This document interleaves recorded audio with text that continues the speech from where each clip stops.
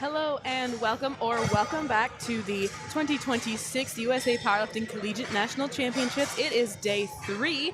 We are in session 2 of day 3, well into the latter half of the event now. My name is Tia and I will be your commentator today. I am here alongside Nolan Hyde. And we have a super good session in front of us. The attempts are loaded into LiftingCast and we are getting ready to go. The bars are being loaded for the first attempt and we'll start promptly at 1:30. This session will feature our wonderful athletes from the men's equipped 90 kilo category as well as the men's raw 90 kilo category.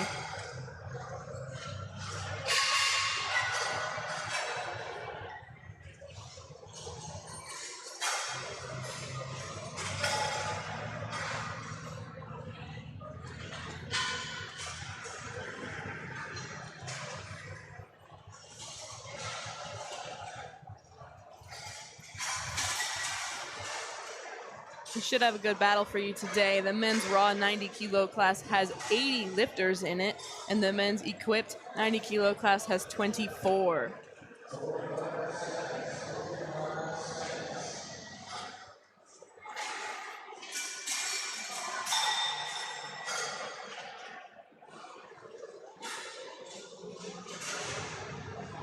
Pay special attention as we move throughout the day to platform 2. That second flight is going to have our top seeded athletes in it. Those are your projected winners for that men's raw 90 kilo class. And then you'll find that equipped class will be featured on platform 3. Both flights of that are your equipped lifters.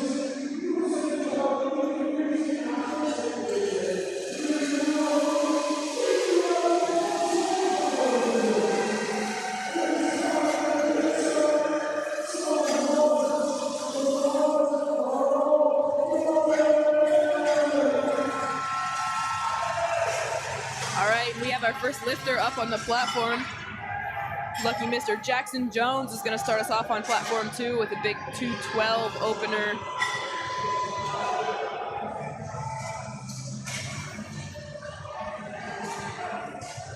As well as on platform 3, Daniel Anderson opening up with 75 kgs, and Vincent Chavez also opening up with 75 kgs on platform 4. Yeah, and you saw Vincent kind of pause that at the bottom. These athletes did have a qualifying total to get here, but based on those 75s, I'm going to assume they're just tokening their squats and their deadlifts probably today. You're going to see that happen. They'll probably scratch their second and their third attempts. That could be for a variety of reasons. They could be injured. They could also just be trying to score a team point. Like I mentioned on platform 3 does have that equipped class for the 90 kilo men, and that class does only have 24 people in it. And top 25 score as long as they report a total, so they can go and basically as long as they put up a total, even if it's a really low total, score a point for their team. And that's probably why they're here, is to just see if they can get another point on the board for their team. A lot of the teams, if you go to scoring.usapowerlifting.com to follow along with the team scoring throughout the weekend, that has been updated through the conclusion of last night's session as of the last time I checked, you'll notice that a lot of the teams really are genuinely just separated by 1 point. So even if you're going to have an athlete come in and just get 1 point, you want them to be able to do that.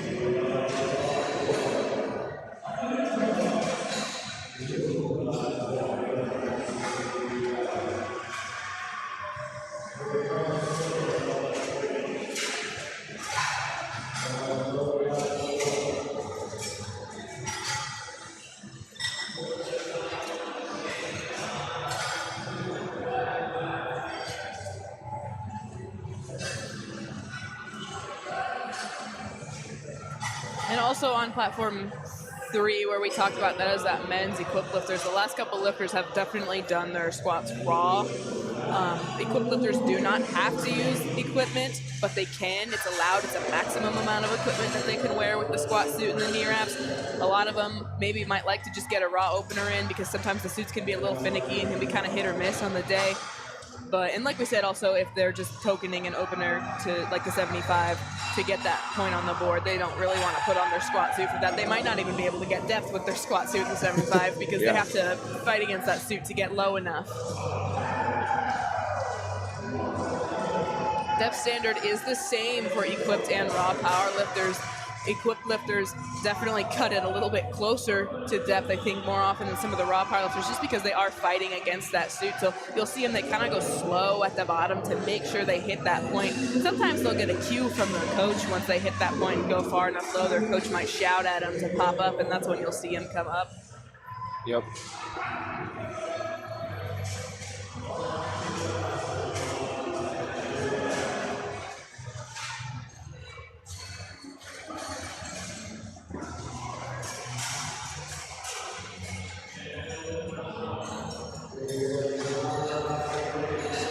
And blink and you'll miss platform 4 because that flight is going to be really short. Expect to see that platform kind of finish before some of the other platforms.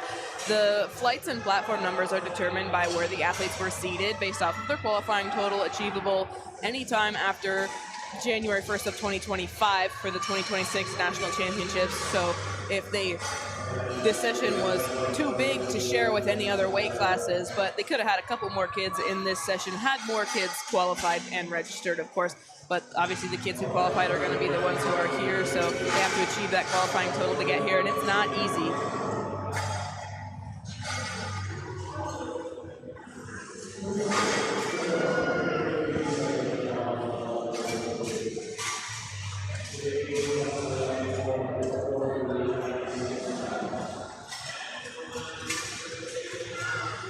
Couple missed openers so far done on platform 1. These athletes really want to make everything that they can because there's so many kids in this class that every lift is probably going to move you up multiple spots, missing or making, especially on a squat or a deadlift where you're going to try and take bigger jumps. Exactly. Every lift is very important.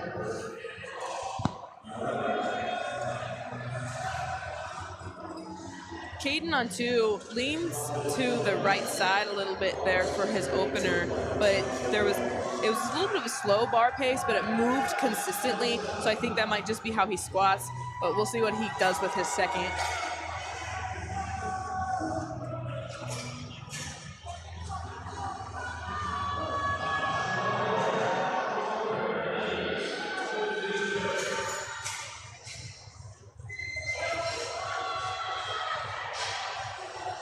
Got that 227.5 over on platform 4. If I'm not mistaken, that already puts us over squatting the 500-pound mark. Unfortunately, he does get called for depth. You see he gets the 2 side judges, both giving a red card, same as on platform 3. That really just means he doesn't get low enough. So you'll commonly kind of see the depth calls come from the 2 side judges, not so much the center judge. The center judge has obviously a lot to be watching. They're also giving commands as well, so they have a little bit more to pay attention to. But they also don't quite have the same angle as the side judge. The side judges can see more clearly past the spotters and the rack. So the front judge kind of has to sometimes give a little bit of the benefit of the doubt on a close lift, but the side judges have a good view of that. Yep. And what those judges are looking for on depth is the surface of the thigh. They're looking for the crease of the hip going below the surface of the thigh. That is the standard for depth. Yeah, so we're going to look for a crease of the hip beneath the top of the knee joint.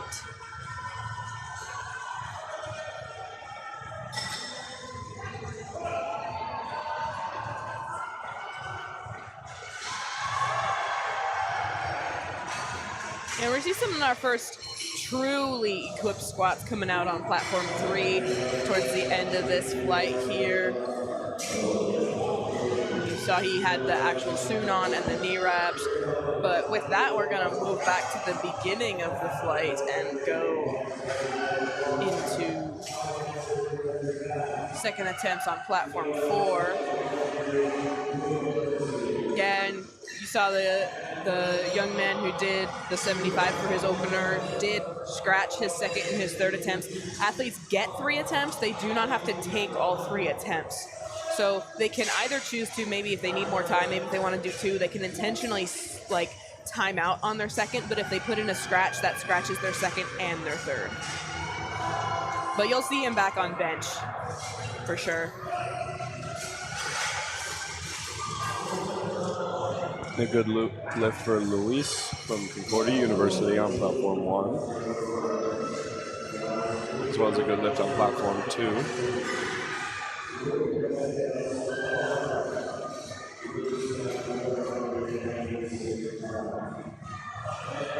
Yeah, and just pay attention to the sheer number of schools you see these athletes representing. You can see their school logos are right next to their names, and you're going to see a wide variety of them throughout the day. There's 4 different divisions here at Collegiate Powerlifting Nationals. You're going to have women's raw, women's equipped, men's raw, and men's equipped. All of those have a team title up for grabs, and many schools send a team in all 4 divisions. But there's also certain schools that focus on just equipped or focus on just raw. But in any of these 4 divisions, there's about 100 plus teams just competing to see if they can get titles or banners. Top 5 teams at the end of the weekend will walk away with a team award. They'll walk away with a team banner. They can hang that in their gym. You may be using a little bit of motivation for next year, remind them of their accomplishments. But team number 6 walks away with nothing. So they really don't want to kind of end up in that spot. Platform 3, we see a bit of a slow opener. That can happen for a couple reasons, especially in equipped. Sometimes they can misgroove it, and that can be a little bit more detrimental on the equipped side. Equipped powerlifting usually takes a little bit more control. But especially on these openers, lifters are looking for really smooth, not specifically easy, but something that they know that they can hit. Sometimes there's a lot of factors, especially coming into nationals, a lot of travel and different circumstances that can lead to having subpar performance on an opener. Yeah, that attempt selection for openers can be tough because sometimes athletes will see the numbers that their coaches put on their program for their opener, and they'll be like, that just seems so low. Yeah. And they might kind of be flustered or mad, but what they have to remember is they have to jump for the second and the third. You're not going to do your max attempt on your opener because you can't get your max attempt on every day. Every day that you walk in the gym as a powerlifter, you have different levels of fatigue, different levels of how fueled you have been for the past week, what else you've done in training, what's just in general going on in your life, and the stress levels that allow your muscles to rest and recover properly.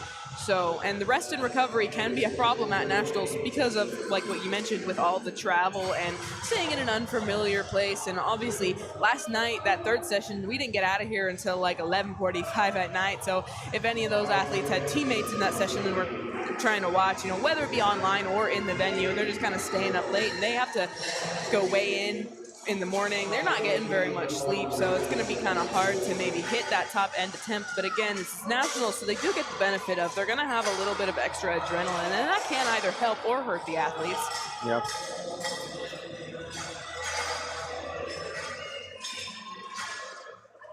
Very clean session so far.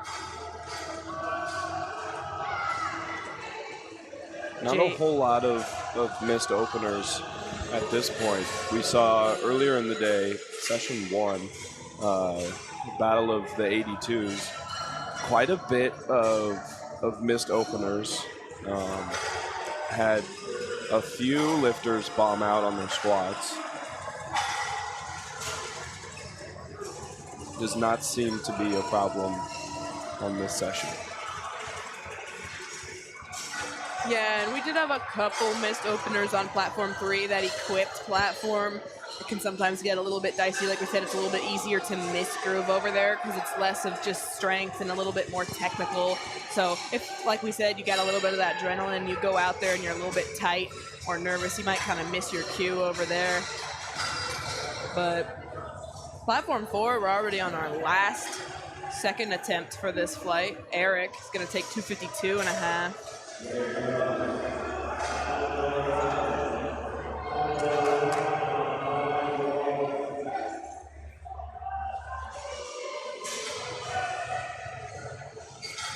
And we're finishing up openers. We're going to have our last athlete up on platform 2.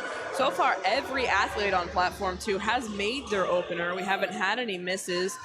almost no red lights there too. Not very, like something you can get an opener 2-1 because all you need is a majority decision, but most of these lifts on platform 2 have been all 3 white lights. So sometimes making lifts and or missing lifts can be contagious to the athletes after you. So if you might see a trend line of green on LiftingCast in the results, and then sometimes the session starts to get messy and lifters after lifters will just miss, and you'll see they kind of match each other's momentum.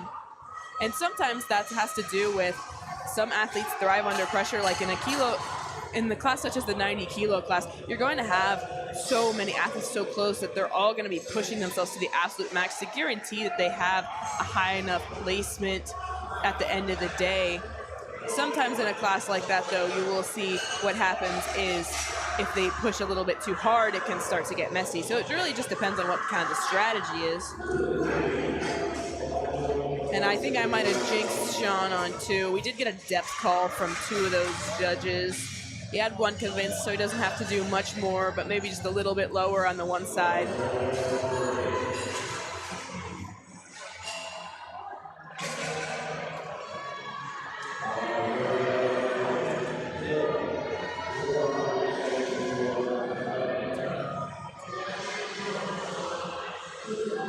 As we move into these heavier weight men, compared to what we were seeing yesterday, we're a little bit in the middle still with this 90 kilo class, but as they get stronger and start lifting more weight, you're going to see less of the openers and second attempts that are absolutely just going to fly.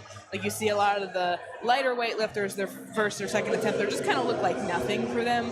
The heavyweight lifters, even and middleweight lifters, even with their openers, there's just so much weight that it's not physically as possible to move it that fast. Even if it's objectively like an easier RPE still for them. You have to hold it a little bit faster, otherwise it's easier to lose control. Yeah, for sure.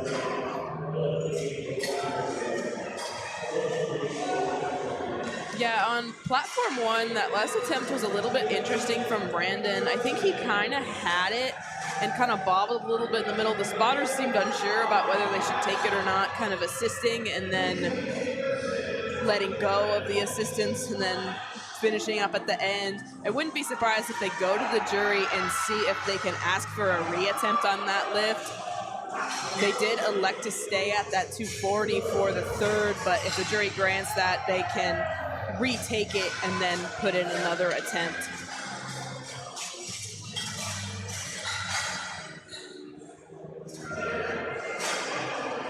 And how the jury system works is there's one jury for platforms 1 and 2, and there's a second jury for platforms 3 and 4. So the jury has to share the 2 platforms, and what happens is if you have a 2-1 no lift, you can go, or a 3-0 no lift. There's different processes for the 2 of them, but you can go and either ask the jury what the color cards were for if you aren't quite certain, like a yellow card. There's a lot of reasons that fall under the yellow infraction color, so you might not know which one you need to make better. Or you can say, what did you guys think about that? And the jury will either agree or disagree with the platform referees, but most of the time the jury is going to agree with the platform referees. We have seen a couple overturned successfully this weekend, but they read the same rule book and they see the squats from some of the same positioning as the different referees, so they're going to have a pretty similar view and likely a similar opinion. A lot of attempts are kind of cut and clear. Did they miss it or did they not?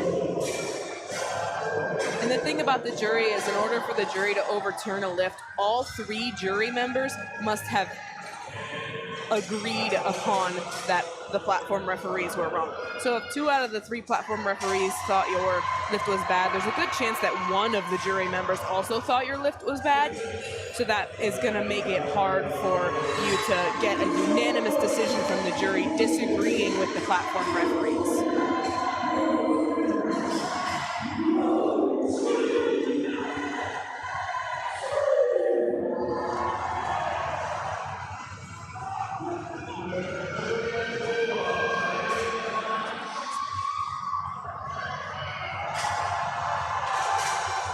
Fight through the middle for Luis, but it moves steadily.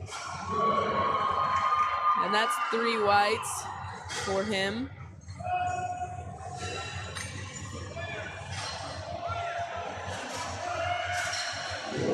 Elijah just went up 2.5 kilos on platform 2. Moved quite easy as well. That's not something you see very often, especially on squat and deadlift, and even more especially as you get up into these heavier weight classes. The more common jumps are usually 10 to 17.5 kilos for these guys. 2.5 kilos are quite a small jump. Yeah, the guess there is if he's not feeling very well or the opener felt really slow, maybe just take that minimum and see if you can get anything else on the day. But based on how fast that moves, he definitely could have jumped more than 2.5, and we'll see what he does for his third.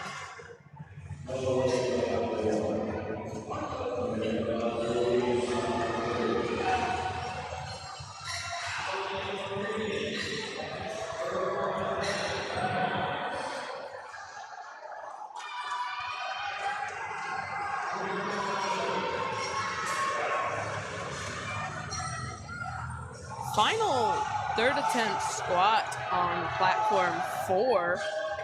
Eric is going to do 262.5. Has had a success so far. Had the one red card on the last lift for depth, so he can't cut this one short. The judges are already watching for that.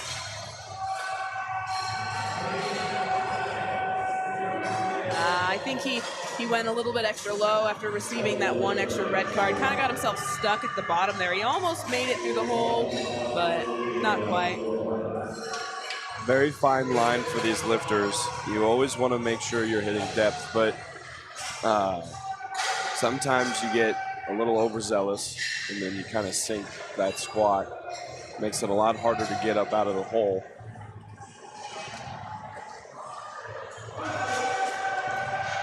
So now we're moving into our second flight on platform 4. Alvin Liu opening up with 210 kilos.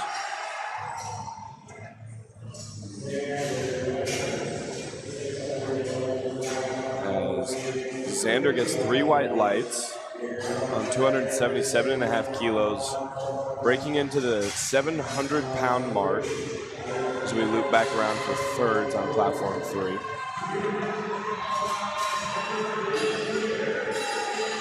And third attempts on platform 1 as well. John will slow through the bottom. We'll see what the referees say about that. They like it. They give him 3 white lights, and he goes 3 for 3 on squat. Oh, I lied. I'm sorry. 2 for 3.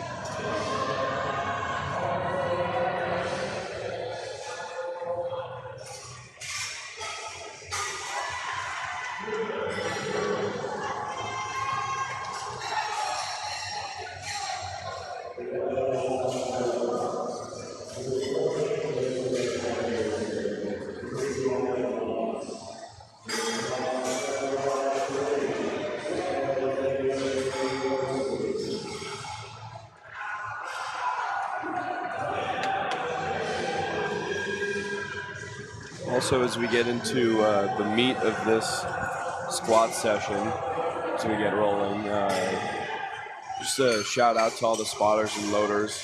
They're responsible for the safety of our lifters, as well as most of the efficiency of the meet, making sure that the lifts are getting rolling on time.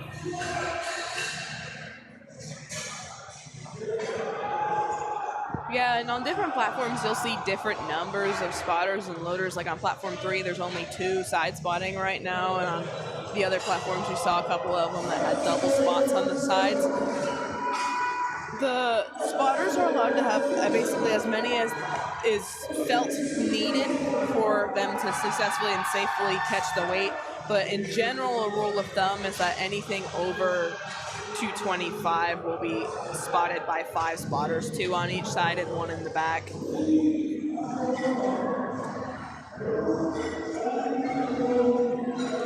On platform 3, we have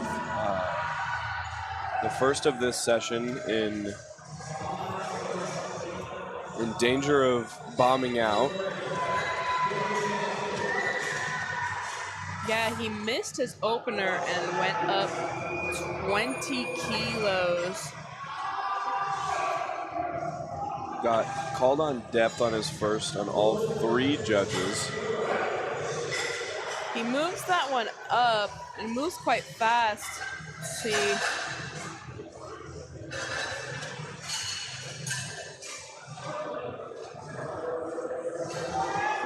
Yeah, he's not gonna get that. Depth calls again from all 3 judges. I think he kind of undershot that first attempt after going up and screwed up the lift, and then was a little bit nervous coming back out for that third. It's understandable. He can continue the meet. He'll be back for bench and deadlift. He just won't register a total on the day or score points for his team.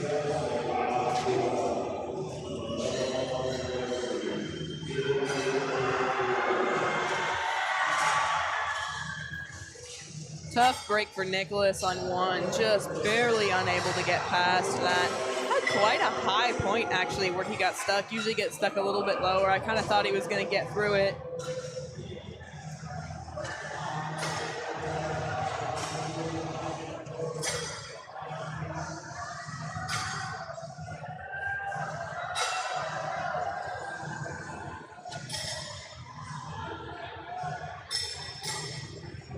You'll definitely notice that we're seeing a little bit bigger of a jump pattern than we have seen in previous parts of this weekend. Athletes more commonly taking 10, 12 and a half, 15. And the fire alarm is going off.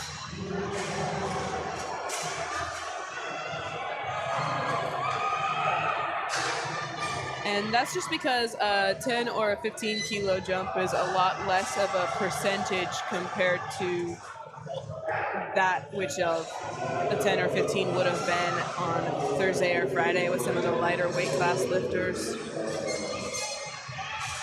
Luckily, I believe that that was a false fire alarm. This session is just red hot at the moment, and we're going to keep going.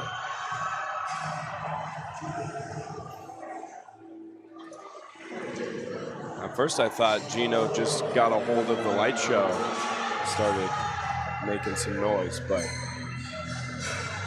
it is definitely a fire alarm. Yeah. Luckily, being next to the commentating booth, we are right next to an exit, so we will be safe. I don't know if these equipped lifters with their knee wraps on will be able to make it out, but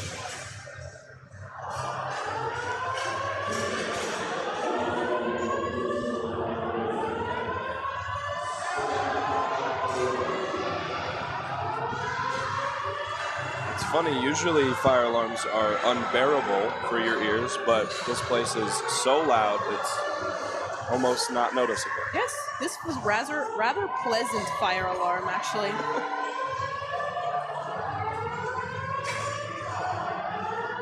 Luis coming out to take his third. 260, platform 1.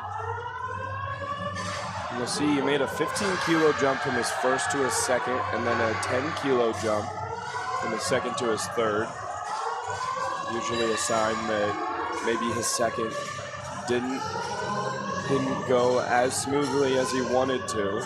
Definitely gets depth. Fights. Unfortunately, hits a wall halfway through. A great effort.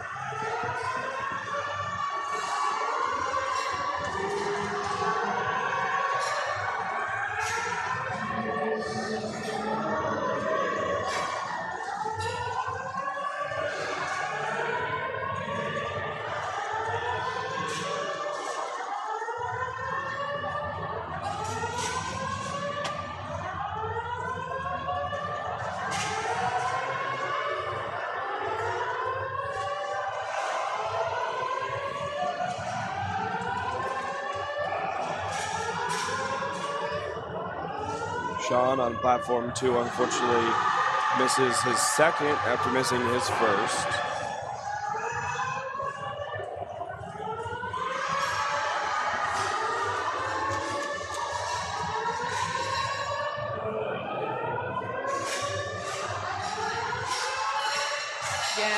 platform 1, we're starting to see a couple more misses at the end of the flight compared to the beginning. That's just because those third attempts are going to be at or near these athletes' PRs. So as we talked about, you're not always able to hit your PR on any given day.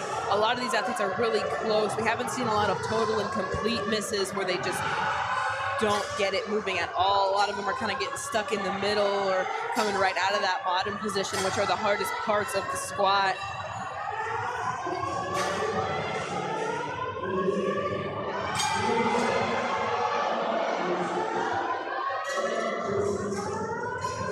Luis on platform 3 made a 5-kilo jump from his first to his second, missed his second on a couple yellows, maybe most likely missing commands, ups 2.5 kilos and can't get it.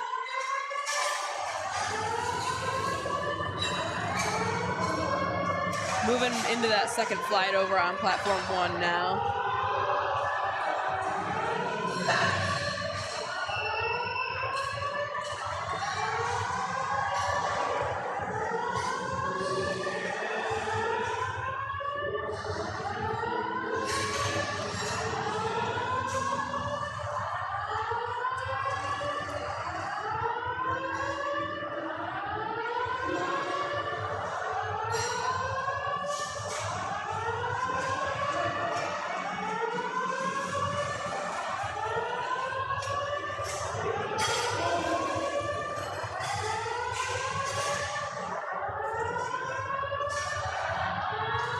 Ronnie on platform 3 with his third and final attempt, just shy of 600 pounds, sorry.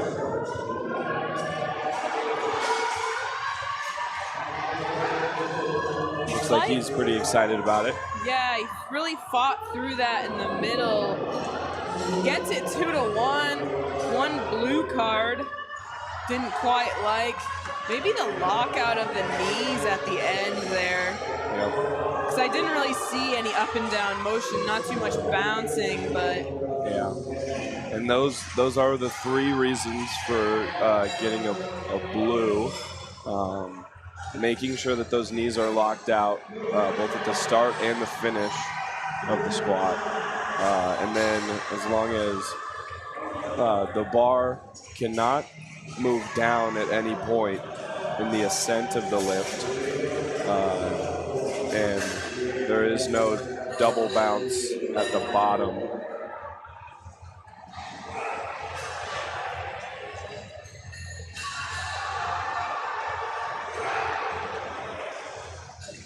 Xander with a monster 633 squat for his third. And that'll end the first flight of platform 3.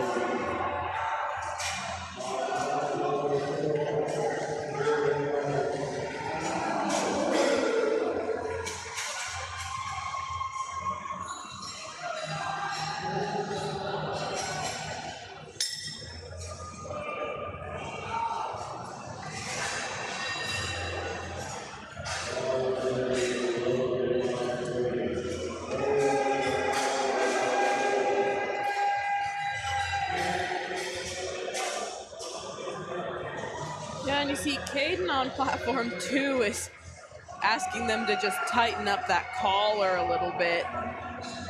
The bar was called loaded, but athletes are entitled to ask the spotters loaders to tidy up the bar if they feel it's not ready for them. That does run his minute clock down unless the head referee agrees that the bar had been loaded improperly or not tight enough. They can elect to pause that clock. But usually they'll keep that clock running. Sometimes lifters will ask for a rack height adjustment when they walk out to the platform. Maybe felt okay in the warm-up room, opens a little bit heavier than some of the warm-ups, sinks down a little bit more, but that usually runs their clock down. They do have 60 seconds for situations as that, so that they still have time to make the adjustment and then you hopefully make the lift. Unfortunately not there for Caden, but you definitely, the reason why he asked for them to tighten in the collars is if the plates are loose and they slide around a little bit, it can kind of knock you off balance, especially if one side is loose and the other side isn't. It can kind of slide out a little bit on the bar and cause you to lean that way, and that can sometimes throw you off on a squat. And even if both sides are loose, if that weight isn't all the way as close to the middle as it can cause a little bit more bar whip than lifters are used to. Bar being a little bit more bouncy. Which, if you know how to use bar whip, can actually give you an advantage. Yeah. But most lifters are used to the practice of lifting with the plates all close in because that's how it's supposed to be in a competition. So they don't practice with it, and if you don't practice with it, it can throw you off for sure.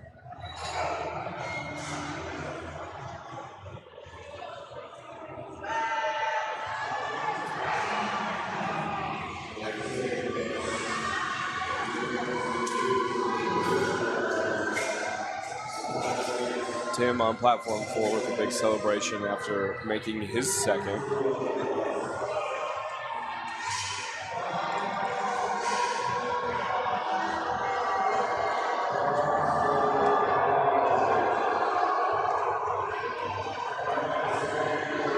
And as you can see, in the middle of both platforms 1 and 2 and 3 and 4, if you're not so inclined to go to LiftingCast.com, they do have top 3 current finishers in the weight classes being shown now.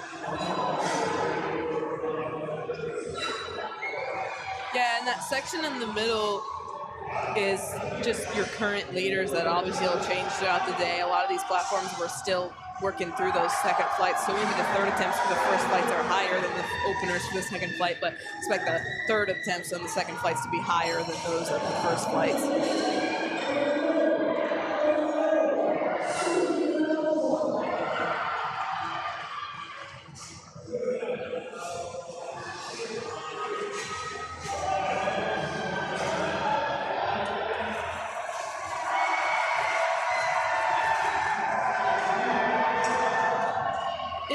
Showing up that on platform 3, we do have one athlete in the 100-kilo weight class. It doesn't look like he missed weight because he's solidly into that 100-kilo weight class.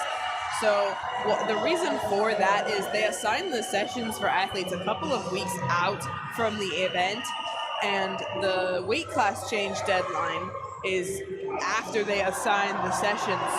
So if it's easy to move an athlete, or if the athlete changes weight class early, they can move them into a proper session. But if you change weight class at the very last second and they don't have a spot in the other session for you, you might end up just staying in your initial session. They will move you to your session or earlier than your session if your initial session was after the session that you should be lifting in, because it's not fair for one lifter to go after everybody else. But if you switch weight classes and it's different from what you initially registered on, that's on you. So if you end up lifting earlier than your weight class, that's allowed, because it's at a disadvantage to the lifter who lifts earlier. Yep. And the only disadvantage, say per se, is just that everybody else knows what your total is and they know what they have to get to beat it. Yeah. Makes game planning a lot easier for your opponents. And certain athletes, they'll base their attempts, of course, on what they think they can do, but they'll also base their attempts on what they think their opponents can do in an effort to maybe potentially try and ice them out a little bit. Yeah. Certain athletes, they have a big squat or a big bench. They might try to build their subtotal around that and say, I think my opponent could potentially deadlift X amount, so I need my subtotal to be Y amount so that they can't pass it with their big deadlift. Yeah.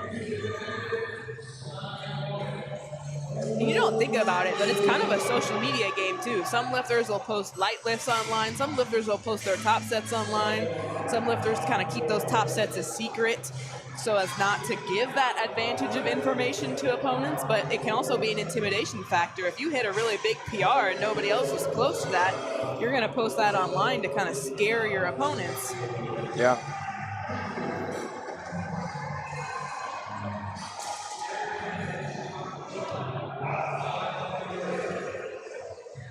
Powerlifting is a lot more of a mental game than you realize. Most strength sports are. Yeah. You're out there. Especially on this stage, everyone is so amped up, and if you kind of get a little too caught up in the excitement of it all, you can kind of lose focus of your cues and just trying to stay calm and collected. And on 2, that move's phenomenal for Austin. Judges like it. 3 white lights.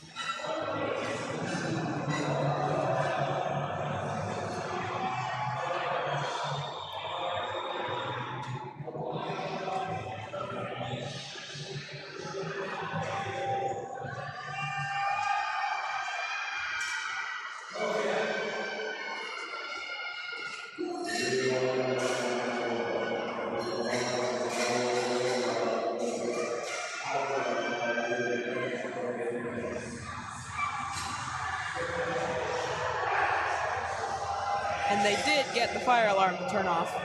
So any noise that you hear anymore is just athletes from teams cheering on their teammates. They also brought us a DJ this year to Collegiate Nationals. They play music all the time, but we actually have an in-house DJ this year, which is a little bit new, exciting. Can get kind of loud. The DJ is doing a fantastic job. You hear from some of the athletes that it was so loud on day 1 they couldn't hear the referees, so they ended up miking the referees.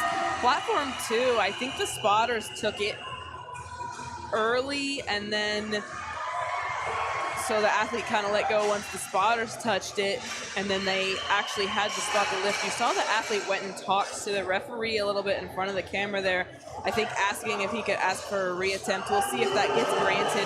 If the spotters take the bar early, the athlete is, or sorry, that was platform 2, my bad. If the athlete can be granted a reattempt at the end of the flight, it does look like he has been granted that reattempt. You can see that marked on LiftingCast. They move them to the end of the flight so that they don't have to follow themselves. We did have an athlete yesterday who was the first lifter in the flight and had to move to the end of the flight and then follow themselves. So they had a 4-minute clock in between their 2 lifts. The only time the bar will ever be downloaded, unless it's moving to a next round, is if a reattempt has been granted. And there's definitely a risk and reward in going and asking for a reattempt and taking it. First, you might not be granted it anyway, but if you are granted it, if you choose to take it and you miss it, you just wasted a lot of energy twice on one lift that you didn't get. If you make it and you get the kilos on your total, that's amazing for you. And in Elijah's case, he could get himself 30 more kilos by making this. Yeah. Definitely a game time decision. Can be a lot of risk, but also a lot of reward. Yeah, and before he goes, we have a high-pressure situation where Sean needs this lift on platform 2. He missed his opener. He went up 15 kilos. He had both times. He had a 2-to-1 no lift on depth. Getting a white light from one judge on both attempts, a white light from a different judge on both attempts. So they're all kind of on the bubble there. Let's see if he can take this out, convince 2 referees.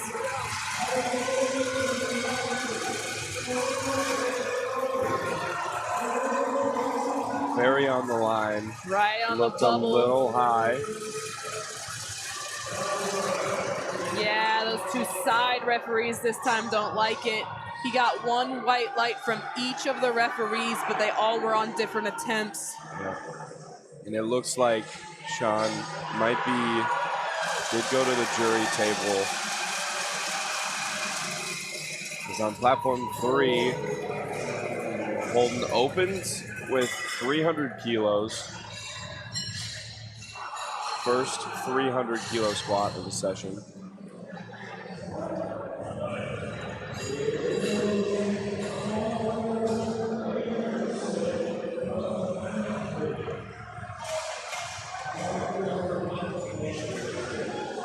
Some big openers from this flight on platform 3, 310 kilos. That is 683 pounds. Unfortunately, that'll be a no lift.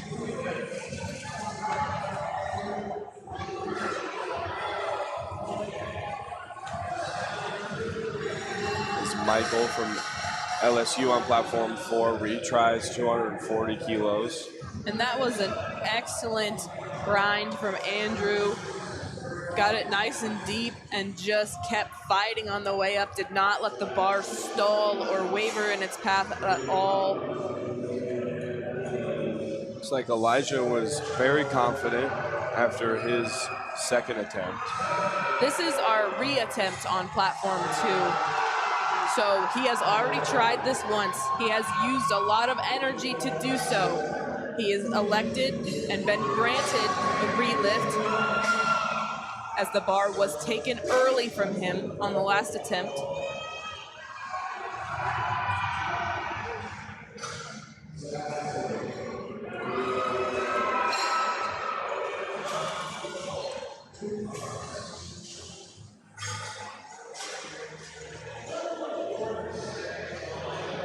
His clock is running.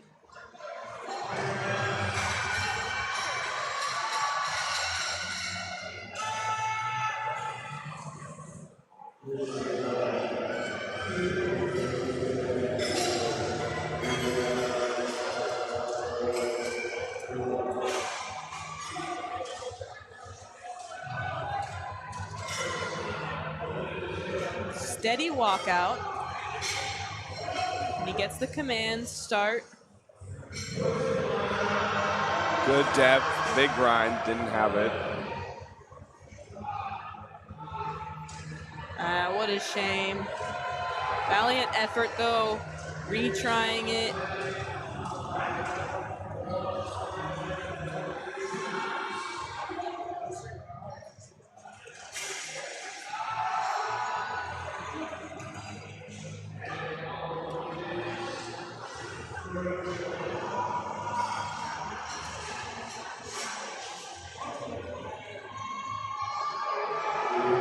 Big grind from Colin as he heads into his bench session, 3 for 3.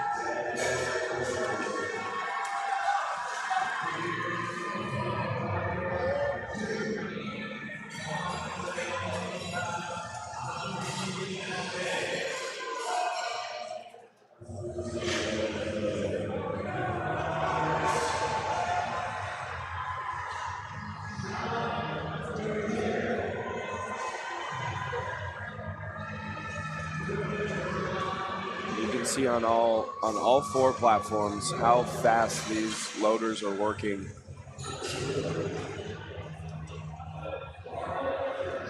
Yeah, into that top-seeded flight of lifters now, taking their openers on platform 2.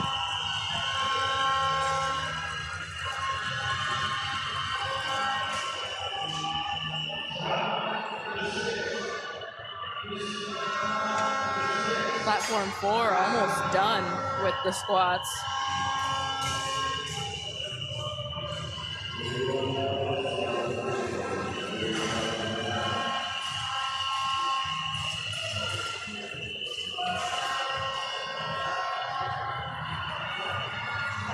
Having a shorter flight can kind of be a little bit of a curse for these lifters. If you're used to, 14 lifters all getting a minute apiece. If you're game planning about a 10-minute rest period between your attempts, and then all of a sudden you have 5 minutes between your attempts, that can be kind of a wrench thrown into these lifters' plans. Yeah, they've been managing it well, though. Mostly green lights, or white lights over on that platform.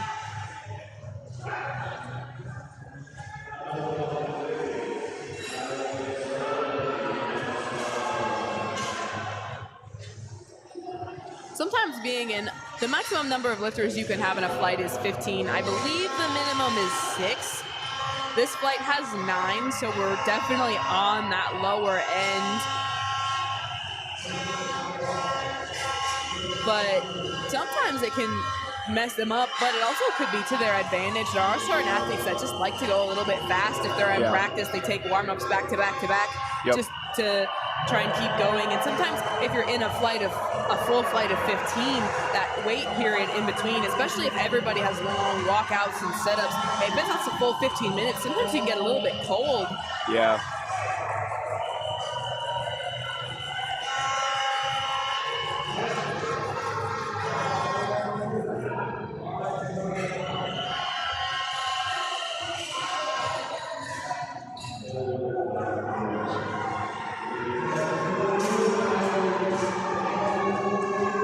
Lift on platform 4. That'll bring up Nolan Miller of West Virginia University. Yeah, Benjamin on 1 really fought through that. His wrist wraps were on wrong on the one arm. You can see that they were not overlapped at all. There's a maximum width that the wrist wraps can be when you wrap them on your arms. The technical controllers are supposed to kind of look at him before they go out there, but sometimes they can move as the athlete walks out if they're loose. But I think that looked like it was down his arm too far, but it didn't throw him off. And you could tell, I don't think it was intentional because it was only on one side. Yeah, sometimes there's a lot of jitters, a lot of adrenaline, and sometimes you just miss stuff like that. Nerves of steel on 1 for Walker. Missed the opener, went up 15 kilos and smashed it.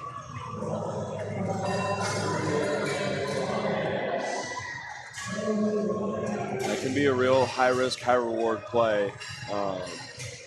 Obviously, you want to, if you can, stay on track, stay on game plan for your attempt selection. But after missing an opener, throwing a wrench into that plan can be a little wary.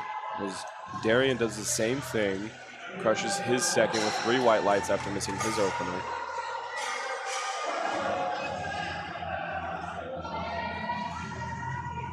Ryan shook his head at the top, no, but that was a great squat, I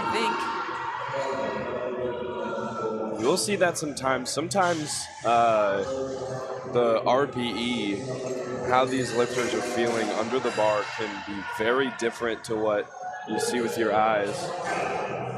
Ryan's first squat looked quite amazing to the eye, but sometimes the bar just feels really heavy on the lifter's back. He did get that. They made him kind of wait for the lights out there. Sometimes that just happens. There's a lot going on here, a lot of the streamers running. It takes up a lot of capacity. Yeah.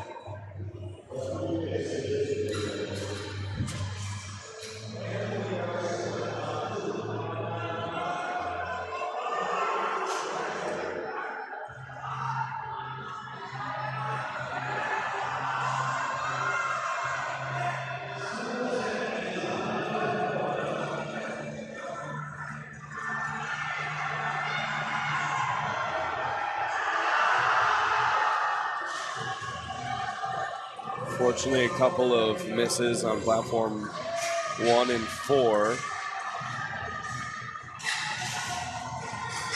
Yeah, and platform 4, actually, that was the last squat attempt, so they're going to move to bench. They're going to take a 10-minute intermission on 4, and then they will get started on bench at the conclusion of that time. Wow, bit of blood coming out of Andres Ruiz's nose. Sometimes that does happen. A lot of pressure built up from that bracing. Yeah, before the lifter squats, when they pick up the bar and they'll brace by kind of breathing in and squeezing all of their muscles in their core, and that could cause a lot of tension up in the head, and sometimes that causes that bloody nose kind of scenario. Yeah. So they'll just make sure the platform's clean and everything before the lifter next comes out. Had a couple kids throw up this weekend. Yep. That does tend to happen. USAPL runs on a 2-hour weigh-in clock, so Lifters are required to weigh in 2 hours before they lift. So that means that sometimes if there's a big weight cut for a lifter, they really need to fuel their bodies after cutting weight for a couple of days or even a week. You're putting your body under immense pressure trying to get every kilo you can, and sometimes that fuel comes up on the platform. Yeah, a lot of times these lifters are cutting weight for weeks. So to cut weight for weeks and try and replenish yourself as much as you can in 2 hours, if you eat a little bit too much before you go on the platform, it doesn't feel pretty. No. Holden got 3 red lights on depth for his opener, electing to up 5 kilos. He's not too worried about it. Yeah, just a couple more kilos, that 5 kilo mark. Maybe he thinks it can help him push that suit down a little bit further. That looks lower than his first one. We'll see if the judges agree. Yeah. They do, 2 to 1. That's all you need. And like you said, Tia, that does tend to happen a little bit more with those equipped lifters, missing their first coming out and adding weight, which is kind of counterintuitive to the uninitiated. But these squat suits and the knee wraps pretty much act as a rubber band, trying to bring the lifter back up standing. So sometimes you'll even hear in the warm-up room or after an attempt, well, you got it down, which seems stupid. But for these equipped lifters, it can just be a struggle to get the bar down to depth.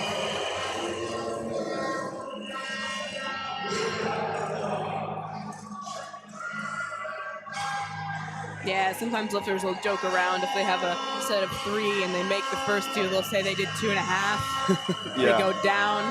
But for an equipped lifter, that's kind of valid. Yeah, especially once we get into the bench portion of today, you'll see these equipped lifters wearing what's called a bench shirt.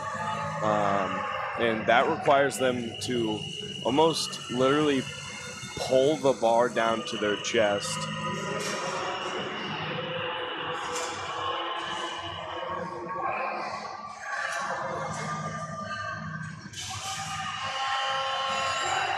Ethan with his second at 305 looked a little high. The judges will give it to him 2 to 1.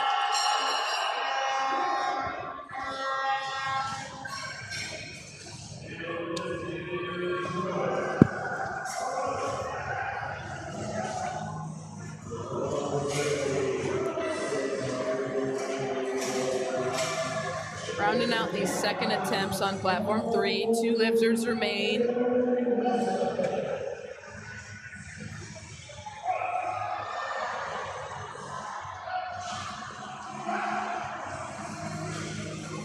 Parker's second looks a little bit better than his first, and he'll get 3 white lights. As we see a 744 pounds on the bar on platform 3, waiting for Jackson Mabel.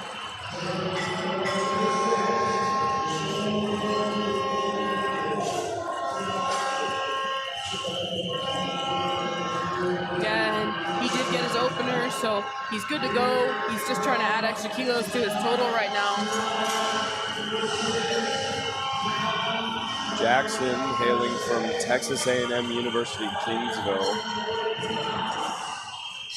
His current forecasted total, just based off of those openers in this attempt, would give him 857.5, but if he starts to have a bad day, there's another lifter who's about 10, 15 kilos behind him based on forecasted total, so he can't miss big squats or deadlifts. He needs that in order to fend off somebody from potentially taking that first place forecasted finish.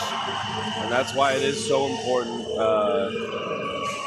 I mean, always the goal is 9 for 9, but you got to make those big thirds.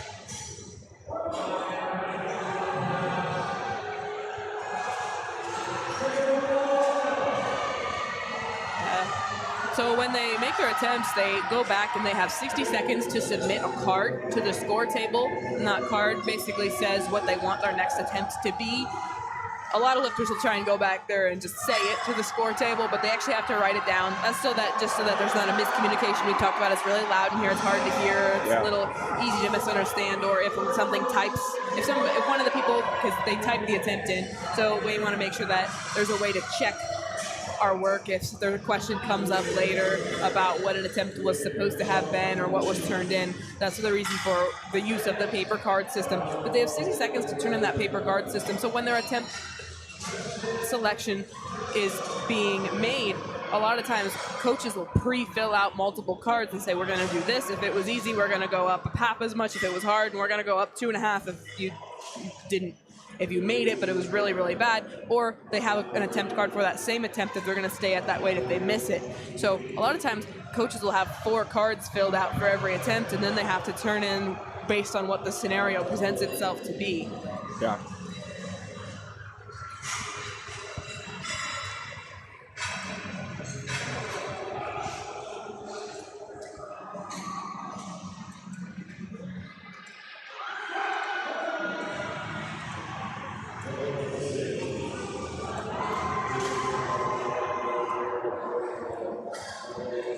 Yeah, they made Justo take off his headwear on platform 2. He looked a little confused. I wonder if they let him wear it the first time out and then noticed it. So when a lifter has on things that aren't helpful to them but aren't allowed, hats, headphones, the wrong kind of shoes, if it's not noticed and they make the attempt, they still give them the attempt, but they will tell them for the next time, and the next time they won't be allowed to go out and take their attempt unless they correct what's wrong with their equipment. But the reason for equipment check is so that the athletes have the opportunity to know the refs approve of my equipment, I have everything I need before they get to the platform, and they're told, oh, you need deadlift socks to go deadlift. Well, if they didn't go to equipment check and they didn't have them, they would be stuck because they wouldn't be allowed to step onto the platform without those if the jury and the judges were noticed that. Mm-hmm. So that's the real reason for equipment check, because athletes are visually inspected by the technical controller every time they go out onto the platform.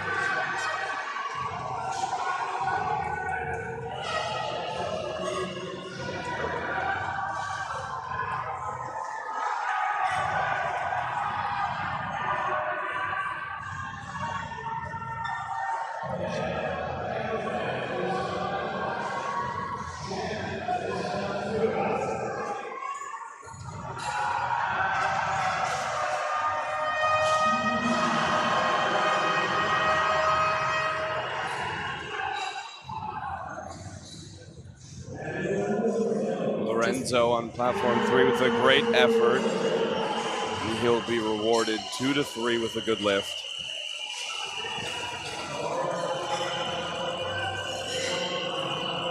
Just a couple thirds left on 1.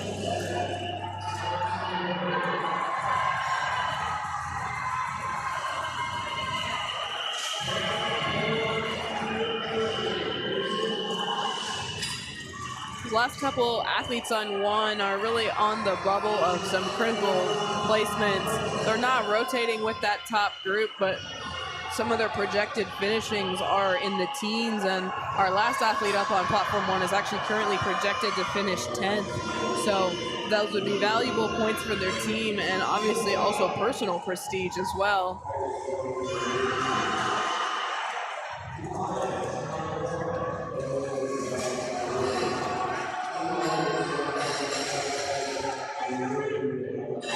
pulls a nice third attempt on one. Judges like it too. 3 white lights. And as on platform 3, Eric elects to reattempt his 292.5 after getting called for depth. We now start on platform 4, the bench session for today. And Lukian will get 3 white lights.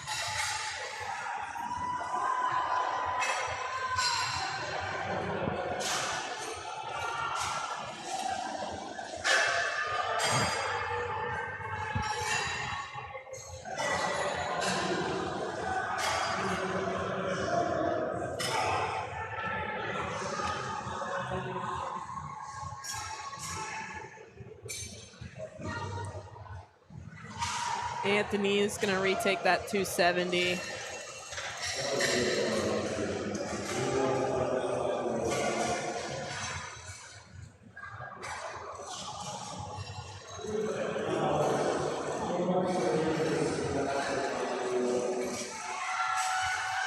And another reattempt on platform 3 for Harville out of Texas A&M University. I believe that'll be high on platform 1, yeah.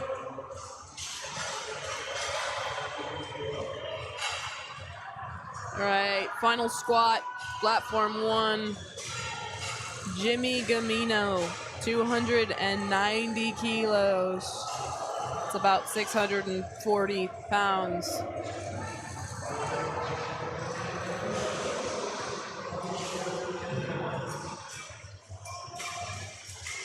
A little bit of a high risk, high reward play for Braden Hall on platform 2. I think he'll be rewarded for that. Braden projected to finish in 6th place, trying to stick to his game plan after missing his opener so he can stay in contention for top 10 and hopefully for him top 5. Yeah, some of these athletes that are projected from the beginning of the competition to finish in 6th, maybe a little bit lower than that, who are on the bubble for top 5. Some of that strategy there really might just be kind of playing it as the underdog a little bit, building a big total, a big subtotal, maybe not taking the biggest jumps, but kind of almost hoping for somebody else to mess up or miss a lift and open the door and then deadlift to move into the medals. Exactly. Not trying to break down the door yourself, but waiting for someone to unlock it so you can come in.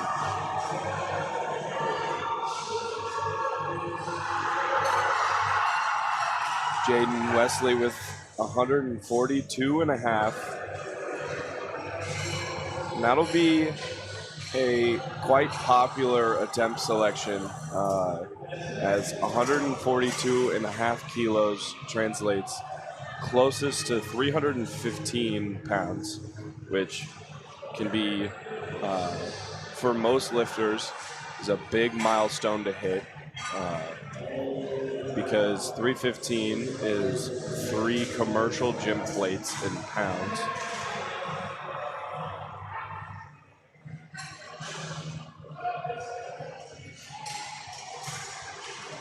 Parker Williams gets 3 lights. That'll bring up Gage Bowker for another 142.5 kg selection.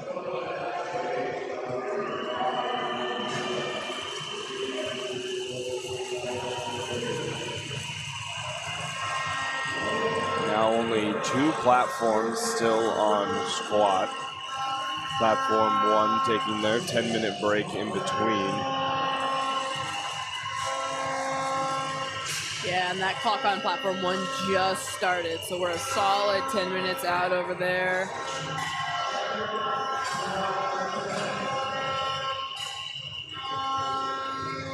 Holden Brown eating up quite a bit of his clock, making a 2.5 kilo jump.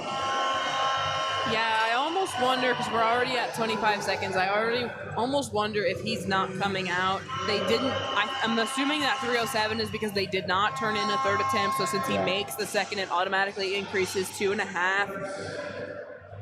They could have, of course, turned in an attempt selection at 307 as well, but I think he's just burning clock.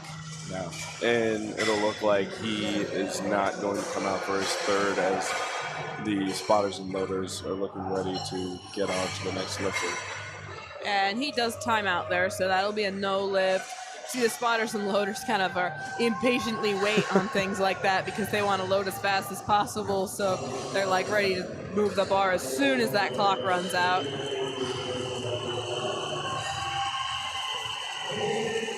The spotters and loaders being very efficient today.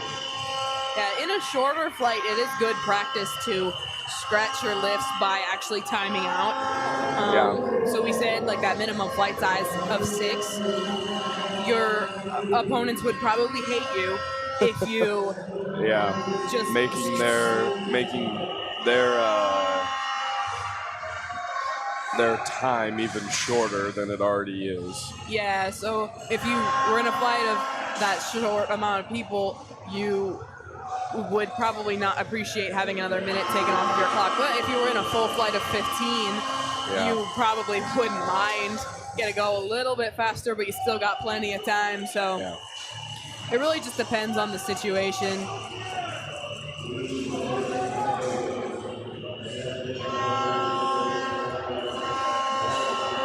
As we get into these heavier squats on platform 3, you can already see the bar starting to bend on the rack. 320 kilos, just a hair above 700 pounds for Ethan Haynes.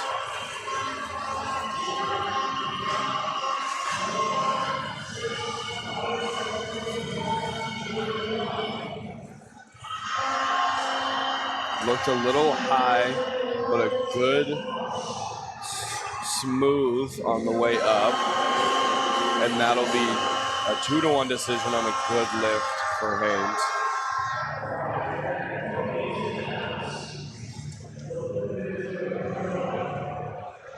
Now wrap back around to Lukian on his second attempt.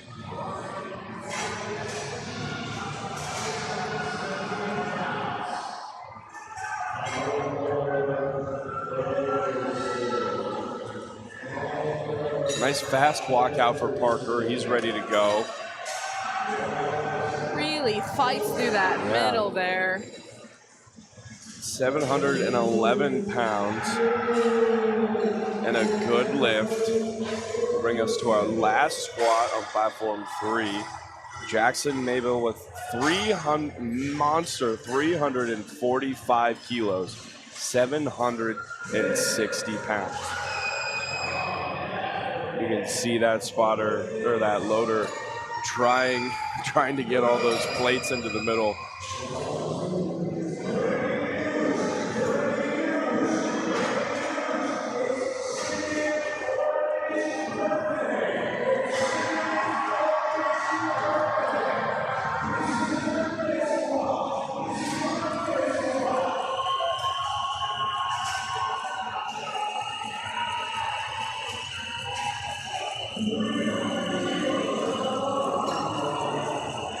He gets depth, comes back up, and a smooth 345 kilos for Jackson's third attempt.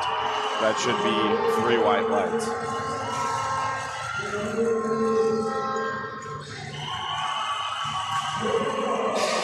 And we move into third attempts on platform 2. That last squat was excellent from Simon.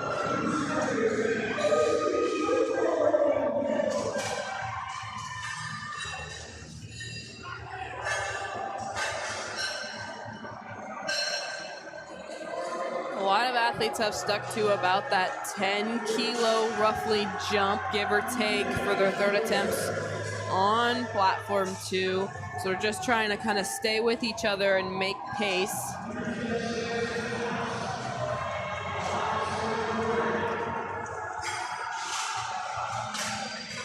a big fight on Luke's second bench attempt.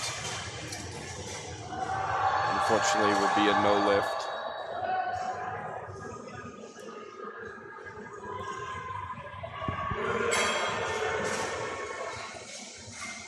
Or excuse me, a no lift for the lifter before Luke. Luke is now up from Auburn University, making a 10-kilo jump from his opener at 130. Never mind.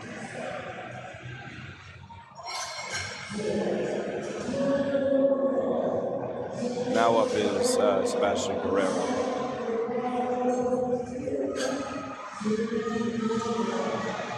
Yes, Luke did get 3 yellow lights.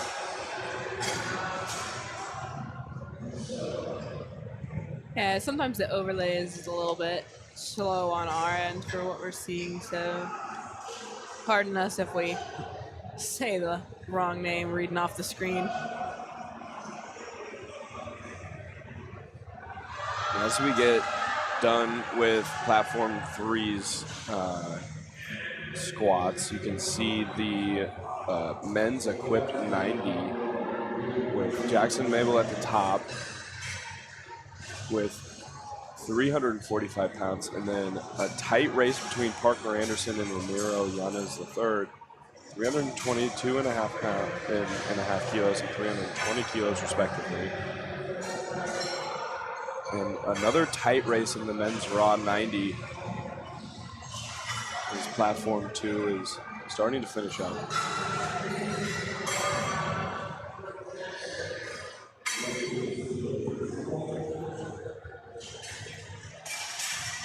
Only a 7.5 kilo difference between first and third in the men's raw 90. And you will see different lifters do have different strengths, and that will play a part in how the subtotals, how those progress throughout the session.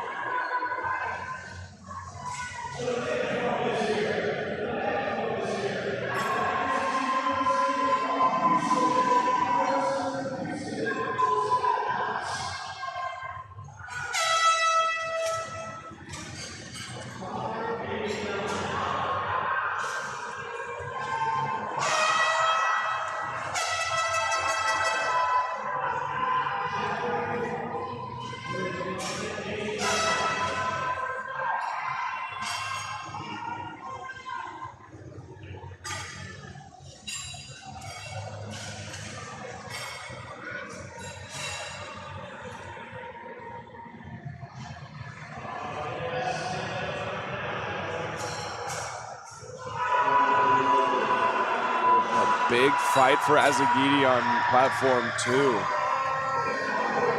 267.5 kilos.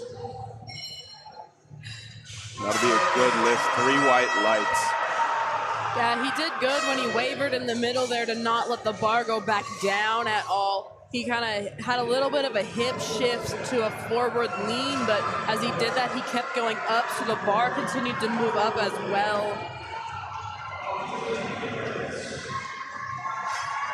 Getting love from all the judges.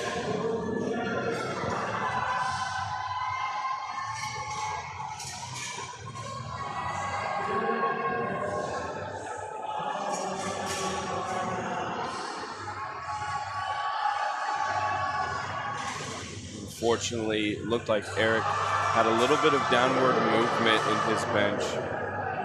And that'll be a no lift. That'll bring up Gage Bowker of Friends University, making a 7.5 kilo jump up to 150. And we're about to come back as well on platform 1 with our bench session over there. First up is going to be Armando Dien at 120 kilos. Gage currently shooting way above par.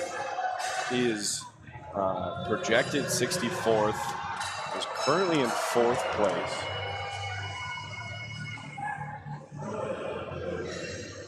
And And that's just because that's that first flight to bench. So they have squat and bench reported onto their total so far. So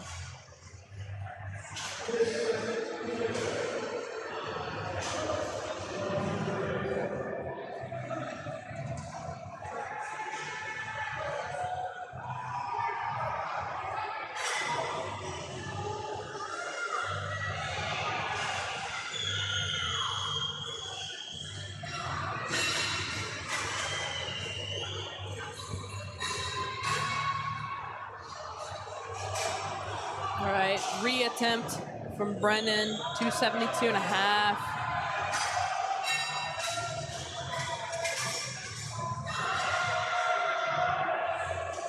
Gonna get caught by the spotters there.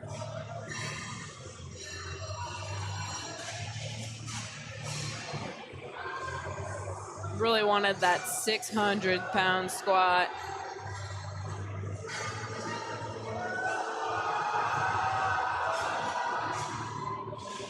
Big fight for Vincent on his second. Does not get it.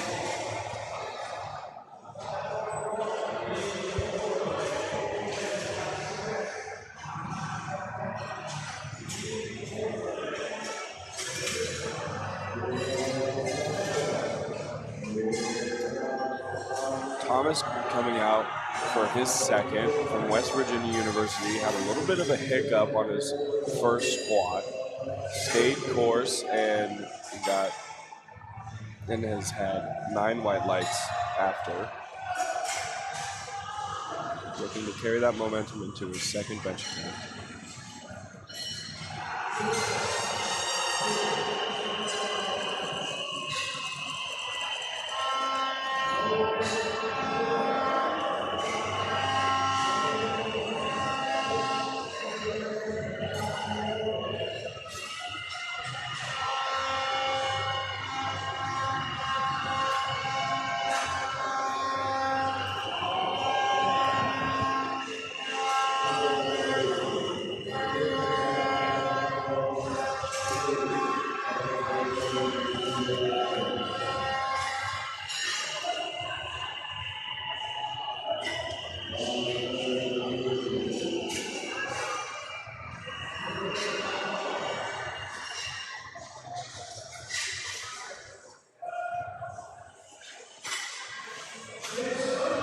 Platform 4, starting their third attempts on bench.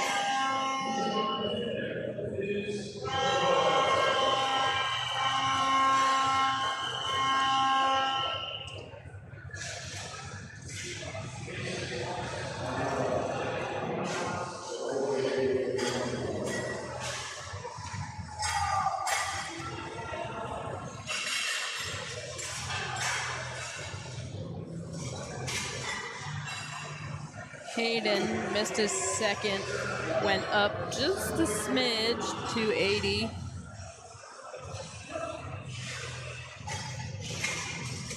See, he's got a little bit of a higher belt position than some other people have on their squats.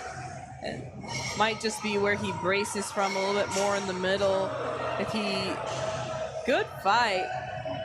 Gets the rack command, should be a good squat. Part of the reason for that belt placement might also be sometimes there's certain athletes who, if they wear their belt a little bit too low, it could kind of hit their leg when they try to hit depth and almost get in the way. So I think because of his wider stance position that you saw there, that might also play into the factor of why it's a little bit higher.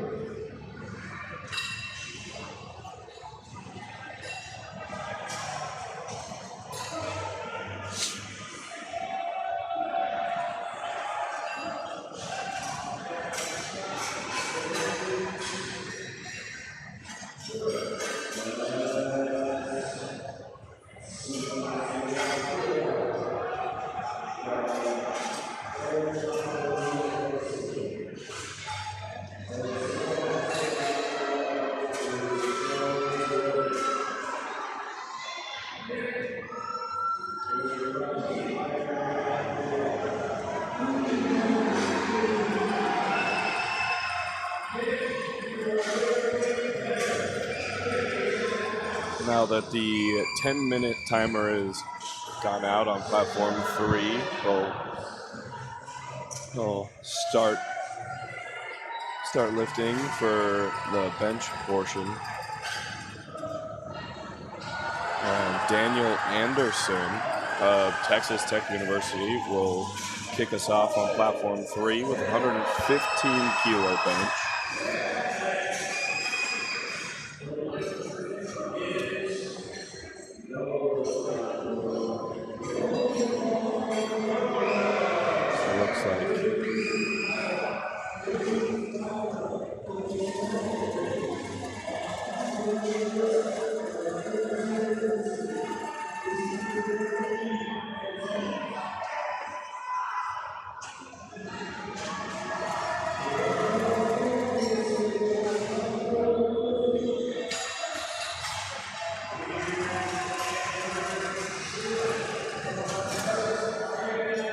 Couple more squats on platform 2.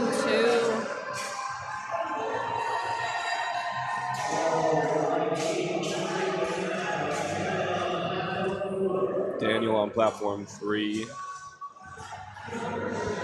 getting 3 more white lights. Has not gotten a red light yet today.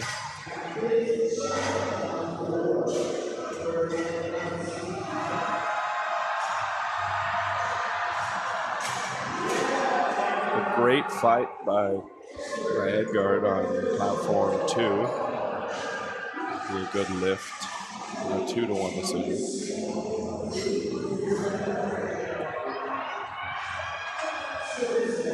And he's currently forecasted in 5th place, so that'll mean a lot to add some kilos to that total to defend potentially getting himself a medal. It is such a tight race in that 90 raw men's division. There is very little wiggle room for missing attempts today.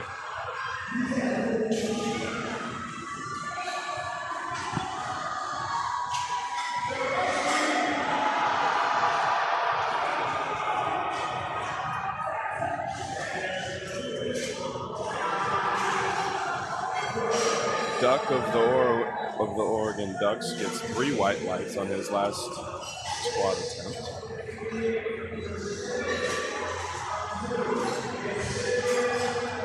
That'll bring up our last squat attempt by Simeon.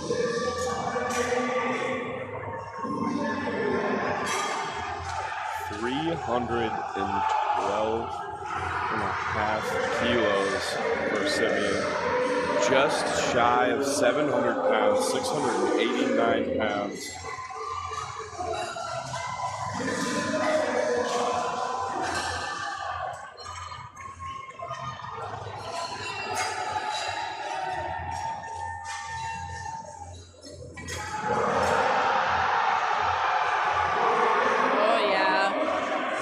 Well to get through that middle steadily.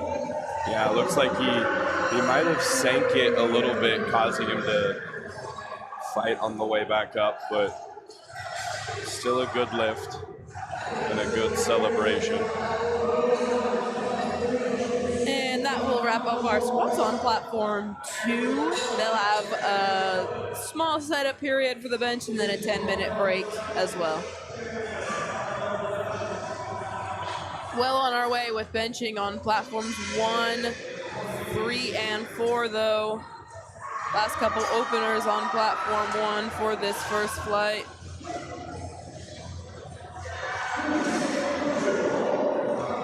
And we are moving on to that second flight already on platform 4. Michael Pickney will start off second flight with 125 kilos.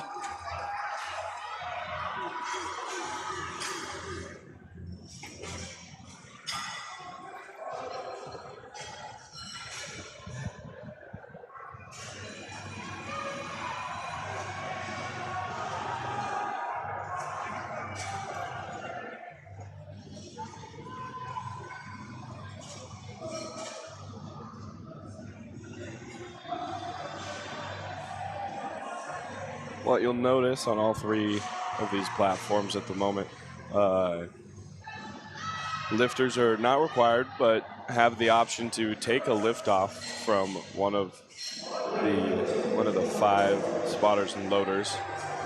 Lift off is when you'll see they stand on that platform on the bench and they hand off the bar. This lets the lifter get their shoulders set and their entire technique on point.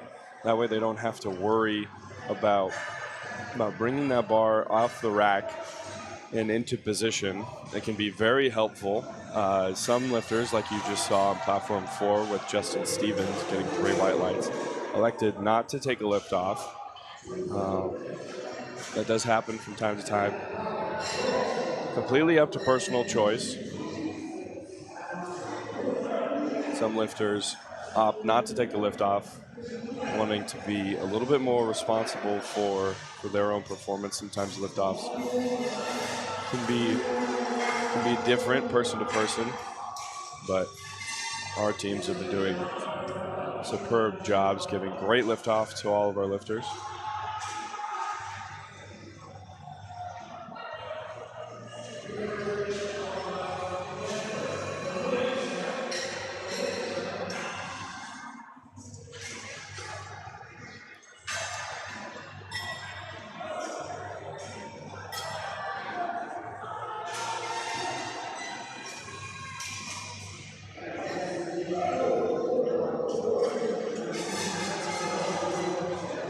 Two to 1 decision, good lift on platform 1.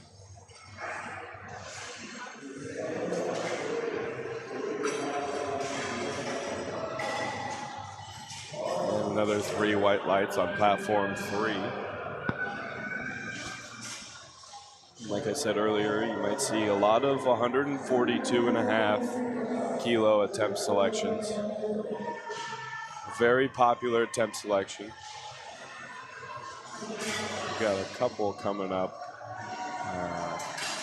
next on platform 1, and 2 coming up on platform 4.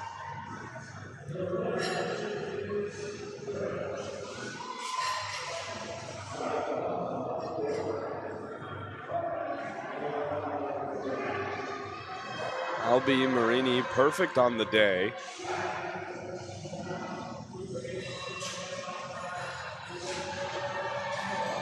Went 9 for 9 on white lights during his squat. Got a 3 white lights on his first bench attempt. Gonna try and keep that ball rolling.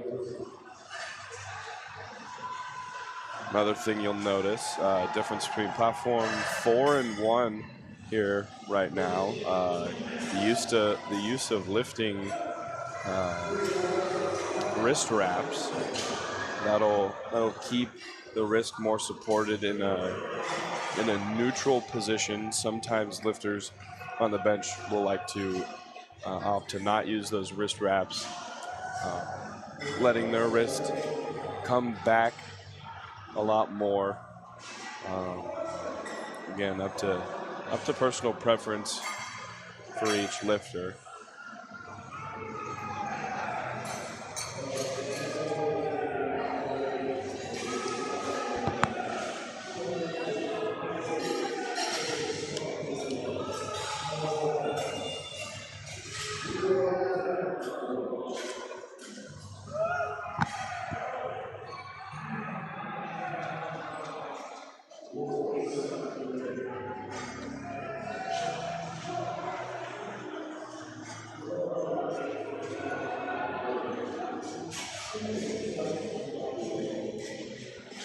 Mason Wallace, another lifter going perfect on the day, as well as Obi on platform 1.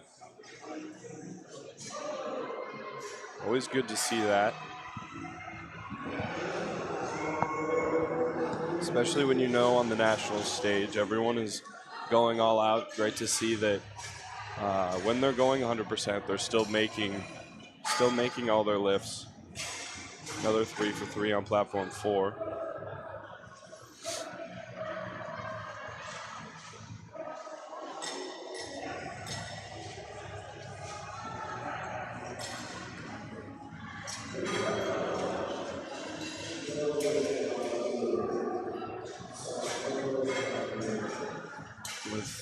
That last opener on bench from Luis, over double body weight, 418 pounds. That'll wrap back around to Philip for his second attempt at 122 and a half. As we now get started on the second session on platform 4.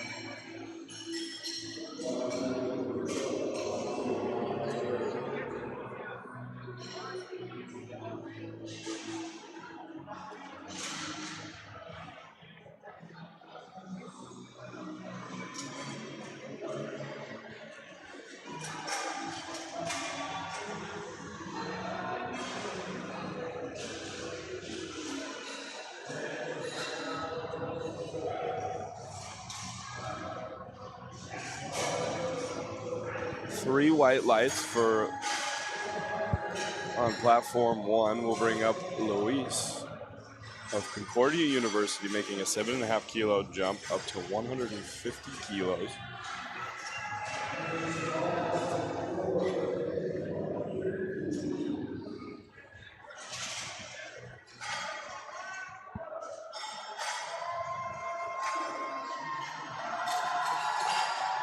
A bit of a fight for Luis, but gets it up. Unfortunately, that'll be a no lift for Luis.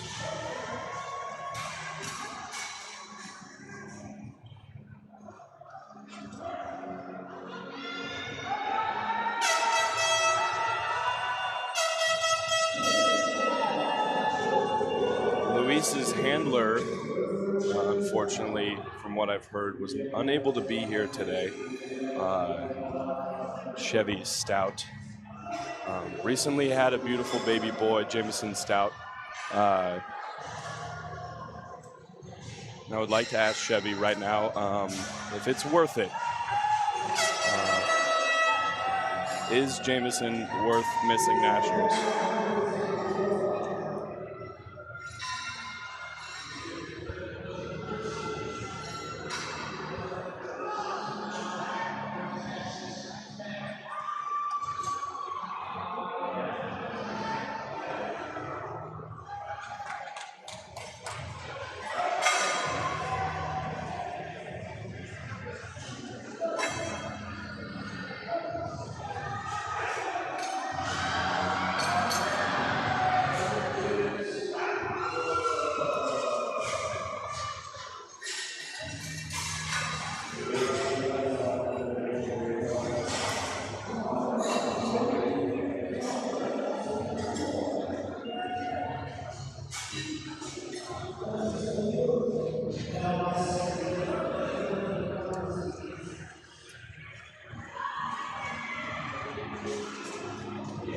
Just finishing up first attempts on platform 4 with Leo weighing 162.5 kilos for his opener. That'll loop back around to Michael Pickney from LSU, just down the road. He'll be taking his second attempt at 132.5. Yeah, you saw him kind of explain for a second to the spotter there what kind of handoff he wanted. Usually they do that more so on their first attempt, and then they kind of just remind them quickly on the second attempt to look a little bit longer. So maybe he asked him to tweak something from that first attempt. Yeah, sometimes you'll see that a lot. Yeah, like Tia said, mainly usually just like a little bit of a reminder to the person giving the handoff, not usually a full explanation given. So unfortunately, he misses his second attempt. There's Jose on platform 3, up 7.5 kilos after missing his opener. That'll be a lot more common for those equipped lifters. You'll see wearing those bench shirts. It can be quite a struggle to get the bar down to their chest because they have that bench shirt on. They're almost trying to pull the bar down to their chest. So sometimes adding weight to the bar can help can help get the bar down to their chest.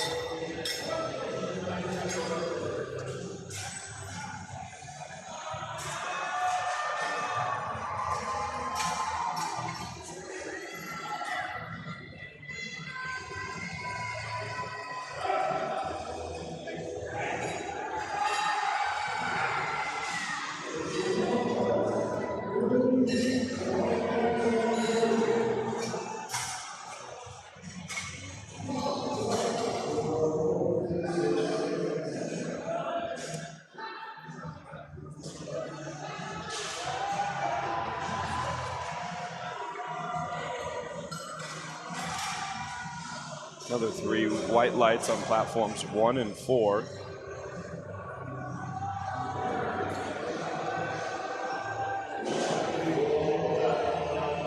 Pretty smooth session so far as we move into the bench portion. Not a ton of red lights.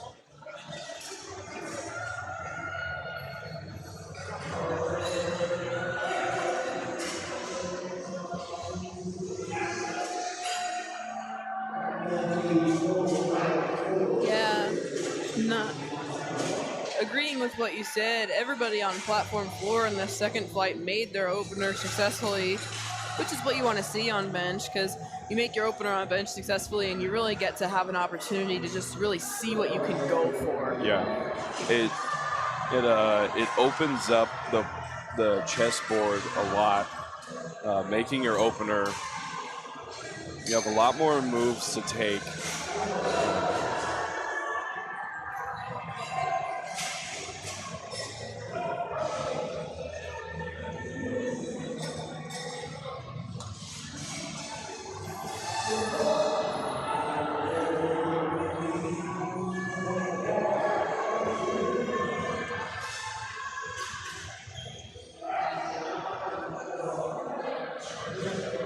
First couple thirds here, platform 1. These are really the bench press is that these athletes look forward to. We've been talking about these are their maximal attempts. And John made that look easy.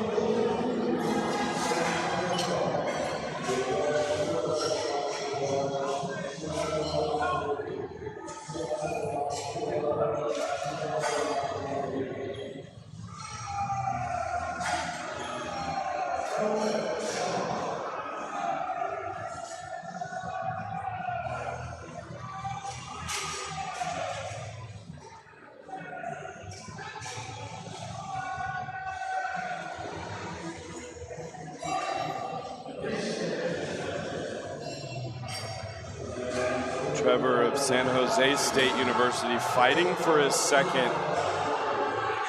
Unfortunately, can't get it.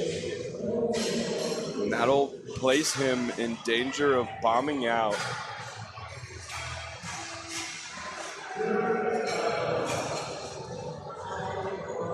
And like we've said before, unfortunately, if a lifter misses all 3 of their attempts on a lift, they will not be able to record a total and will not be able to score points for their team. Maybe a little bit of a panic moment for Joshua, and 2, just missing his opener really on strength there. He could do a little bit better of a job probably with some leg drive off the floor, get a little bit faster with the response to that press command off the chest. A couple things that could help him out to maybe make that what should have been his opener on his second.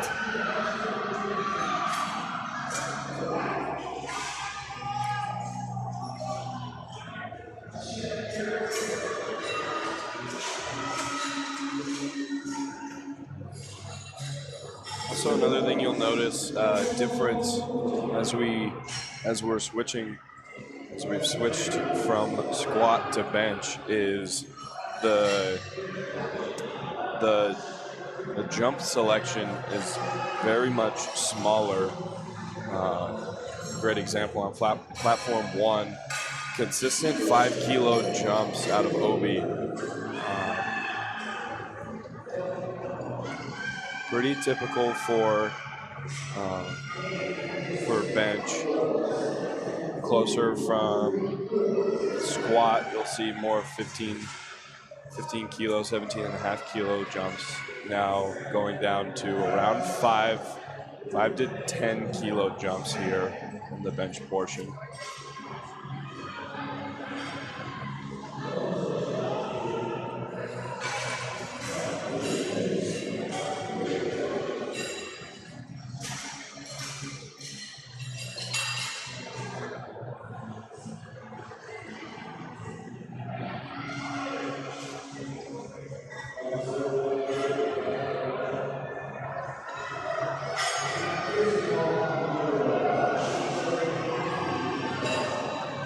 And that was wonderful from Brandon. Strong press all the way through. And that'll be a good lift as well. All right, Luis is going to follow him on platform 1. He did 150 on his second. He got some blue cards from 2 judges, which is why it was a no lift. They're staying at that same weight. They're going to take it again. If I remember correctly, Luis did not, it didn't look like he had any bar path issues on his second, so probably looking for the elbows to be fully locked out. That moves well. See. 2-to-1 decision. That'll give Luis a good lift. His right elbow did look a little soft on lockout, but the judges will give it to him.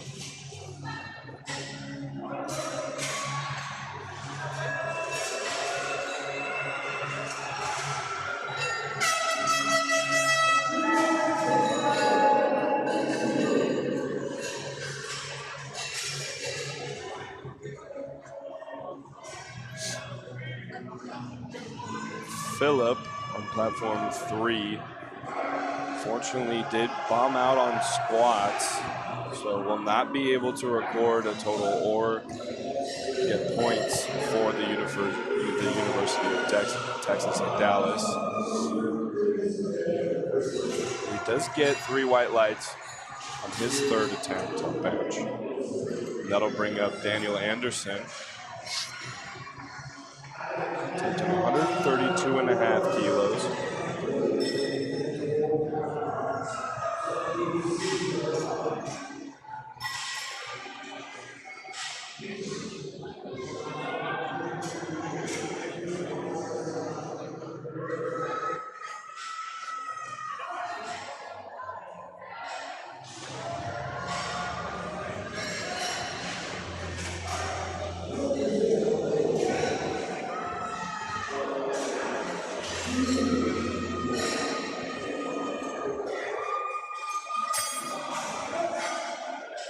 Casey on platform 1.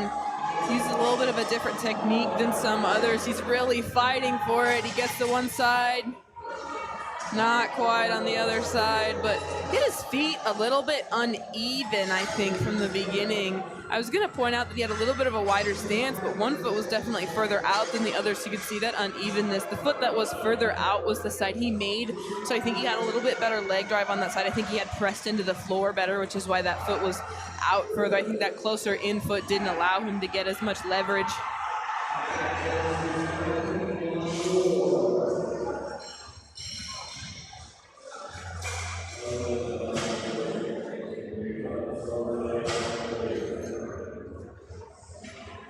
£300 bench up next for Jose on platform 3.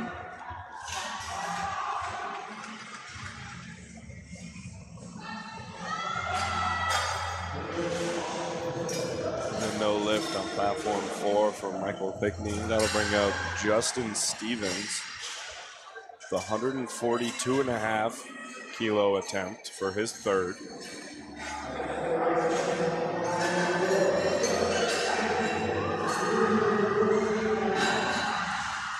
Also, another individual thing you'll see is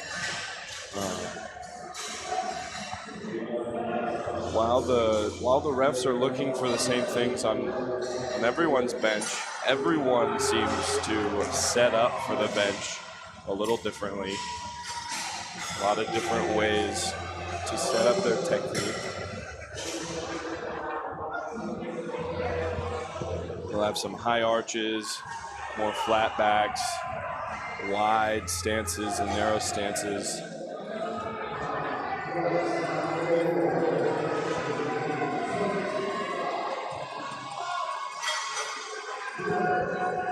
And you can bet if they've made it to this national stage, they've definitely honed their technique to this point.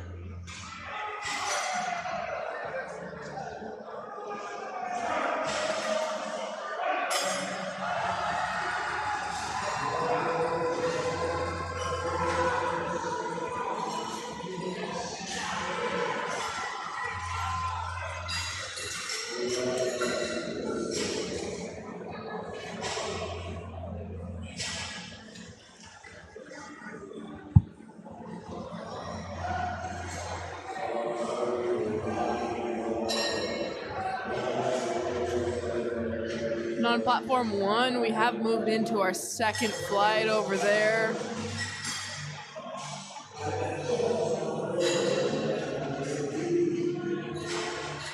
A little bit of a messy session on platform 1. Only one person in that first flight made it through the benches, making all of their lifts so far on the day. There's some sporadic no lifts spread out on the results sheet.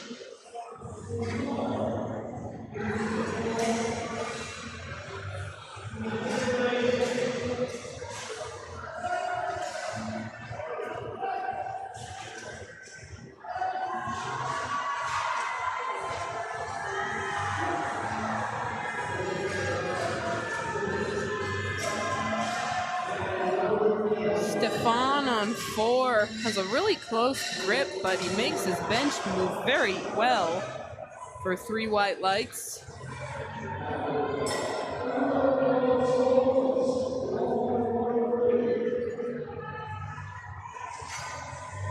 Alvin Liu misses his second. Ups 7.5 or 5, sorry, kilos. Got 3 yellows, which could mean a number of things, but if he upped it, I'm assuming he missed a command. He's fighting real hard. Spotters take it from him.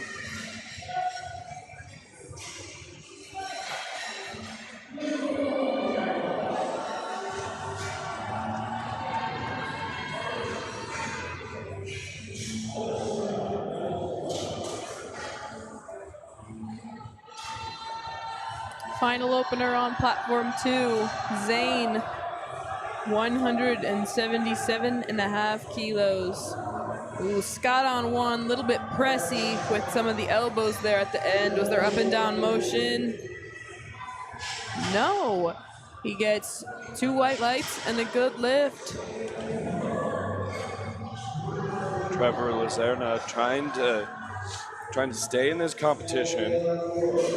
He needs this bench to not bum out.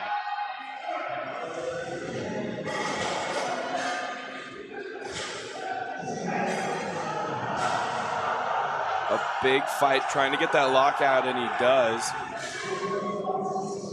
We'll see what the judges say. And that'll be a good lift, keeping Trevor in the competition.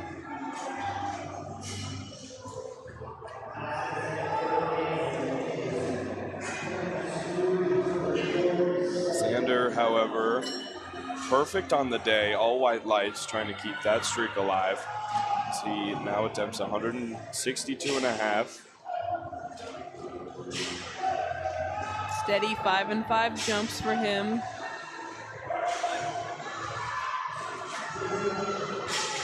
This is what you like to see. Usually means that they are on pace. They're following their game plan, haven't had very many hiccups. That'll be 3 more white lights as Luis Abraca tries to keep his day alive. Yeah, coming out a little bit tough tough there.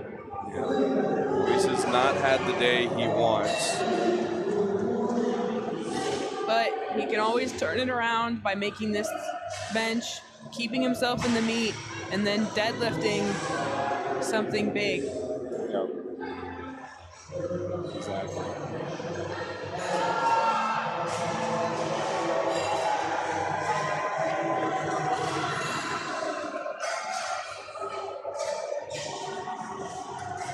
One of those mental things that's kind of hard for lifters to wrap their head around is it is a very individual sport, but nationals is different, being a team-based scoring system. Unfortunately, he will be unable to get points for his team now. But as I was saying, it is a very individual sport, so sometimes it can be hard not to get wrapped up in having a bad day and try and just stay the course just so you can get a point or two for your team. Yeah, that yellow card that was just thrown on too is going to be for foot movement. As the center judge, it can be hard to see the foot movement because it's kind of behind the stands that the bench has. But that definitely the side judge has a clear view of that and saw it.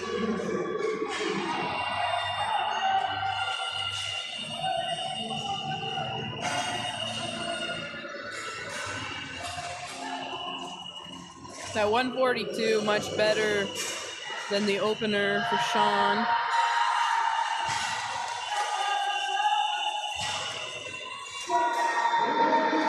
Tim Pham with 3 white lights on his last. That'll bring up the final bench attempt for platform 4, Leonard Wang. Upping 5 kilos to 175. Yeah, it gets to put those 3 big red plates on there with the comp collar. 175 is definitely a fun number, a pretty one to look at on the bar.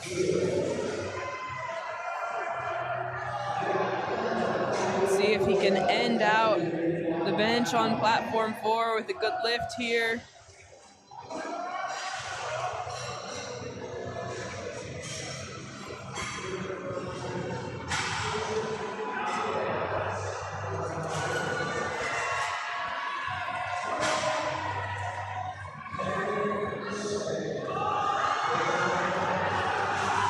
I think it's good.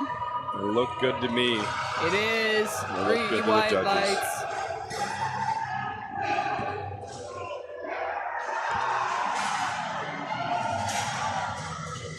And platform 4 will transition as they get ready for deadlifts and their final lifts of the day.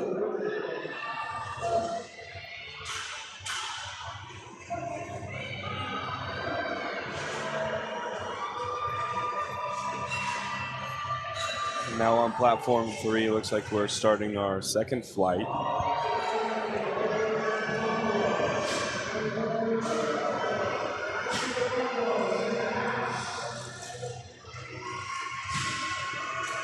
Got 3 lifters on platform 3 trying 140.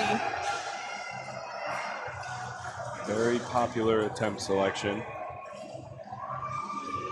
And 3 lifters in a row making 140.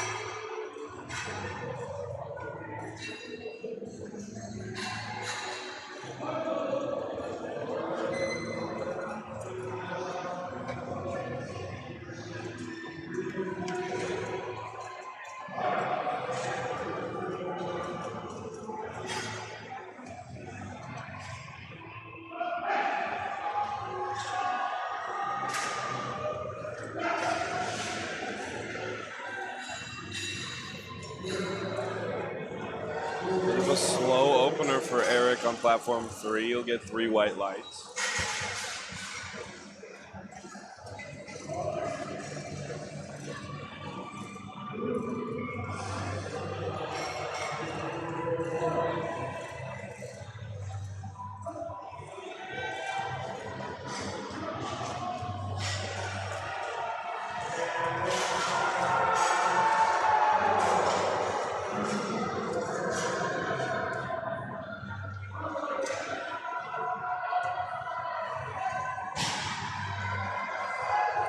Soft touch technique for Luke, platform 2.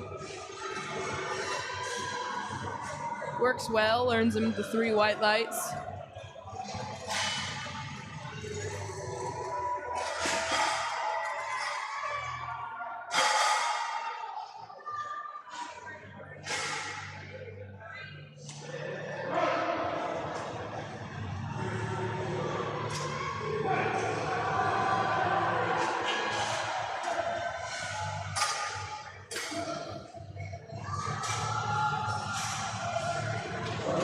Yeah, a little back and forth on the way up for Zaid. Good lift.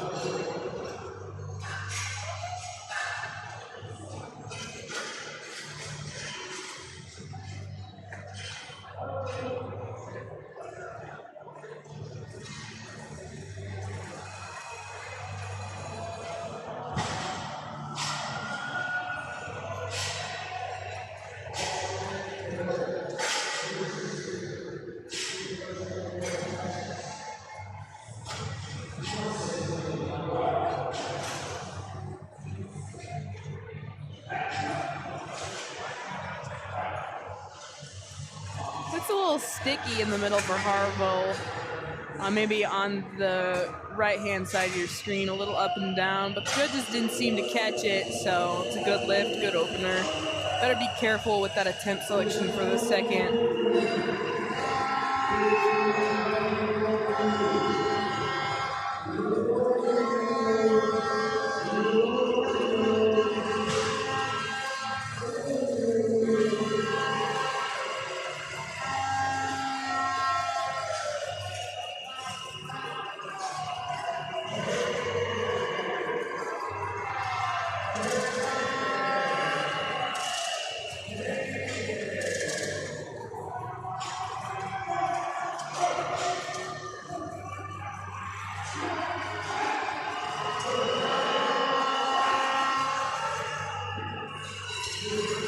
Bit of a fight for Caden Chase on his opener, but it is good.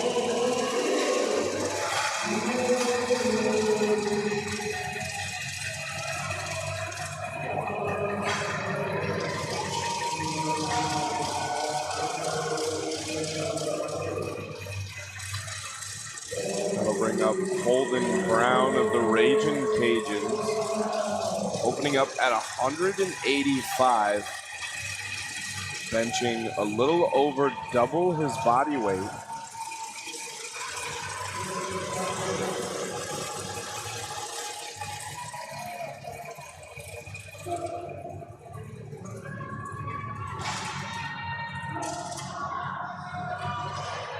Incredible fight for Walker. That was phenomenal. 2-1, good lift. Holden with a bit of a fight trying to get it down to his chest, but absolutely explodes on the way up. Gives a heart to the crowd as he walks back with 3 white lights.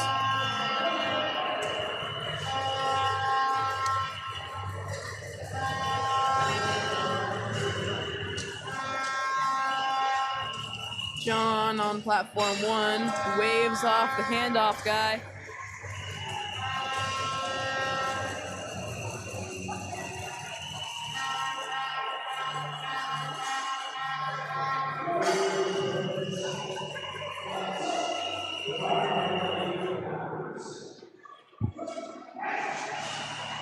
I think it's gonna be good. And it is. 3 white lights for Ethan Haynes will bring up Andres Ruiz of UTSA.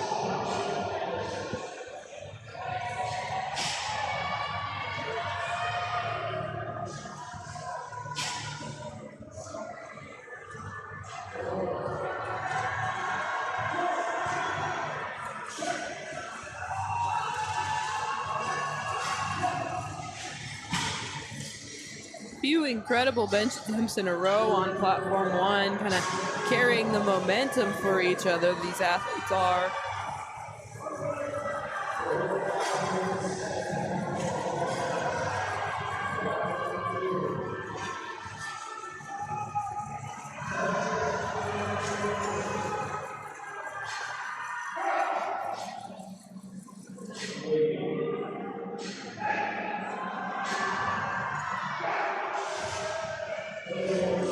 Should be a good lift for Andres.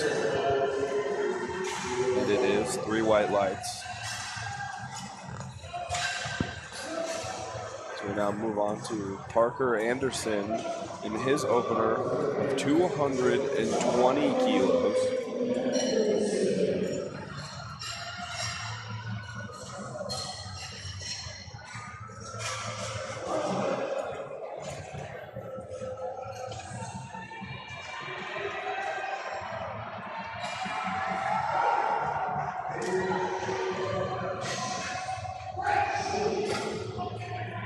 Monster opener, well above 2 times his body weight, makes it move very well.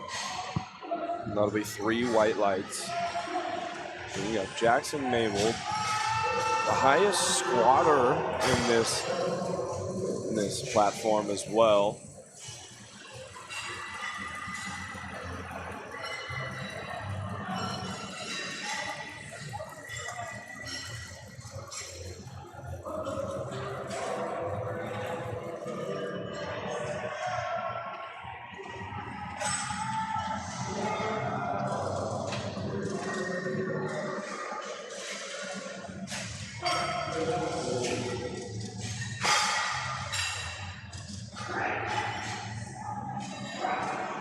Yeah, you see, benches so much, you gotta have double spots on the sides. Yeah. That'll be 3 white lights, bringing us back around to the start of the flight with Adam Lindgren. Upping 5 kilos to 145. Just a shade above 315.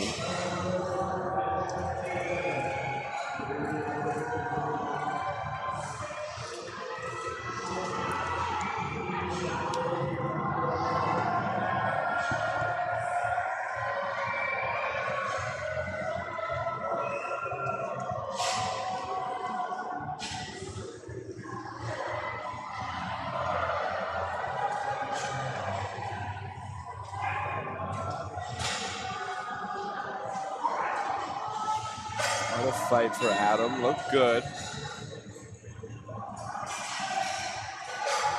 And that'll be 3 white lights. He's on platform 4. We're getting ready to start the deadlift portion.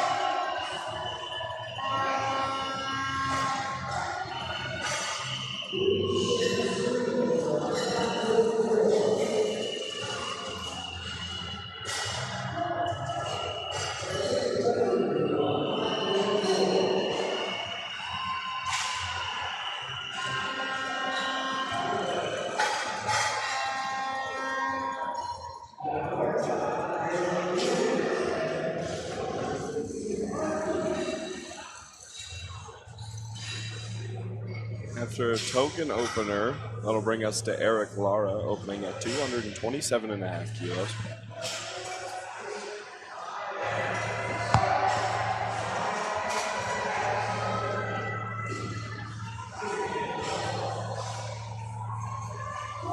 Nice smooth second from Luis. Bring up Lorenzo Bartoloni, re-attempting 160 kilos.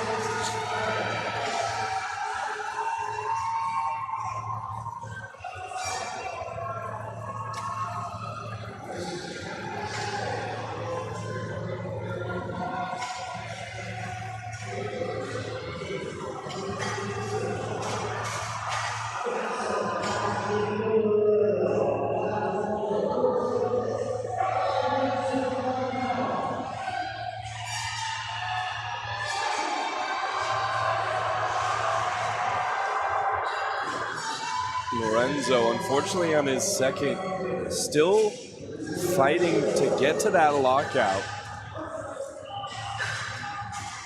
Now in trouble of bombing out if he does not get his third.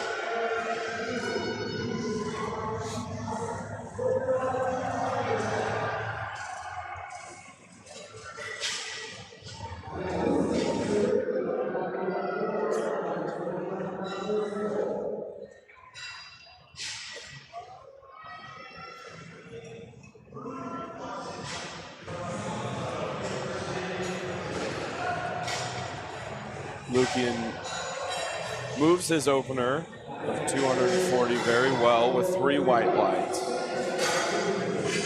It's unfortunately a missed bench attempt on platform 2. Big fight by Andrew Wynn on platform 1.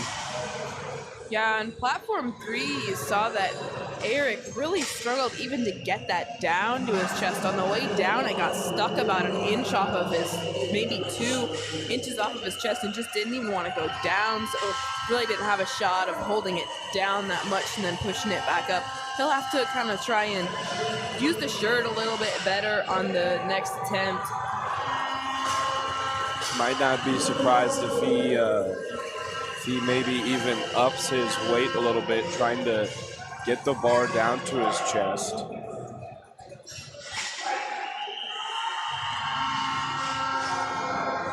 As Ramiro has a little bit of a wobble, ups 50 kilos from his first attempt. Big jump to get 3 white lights.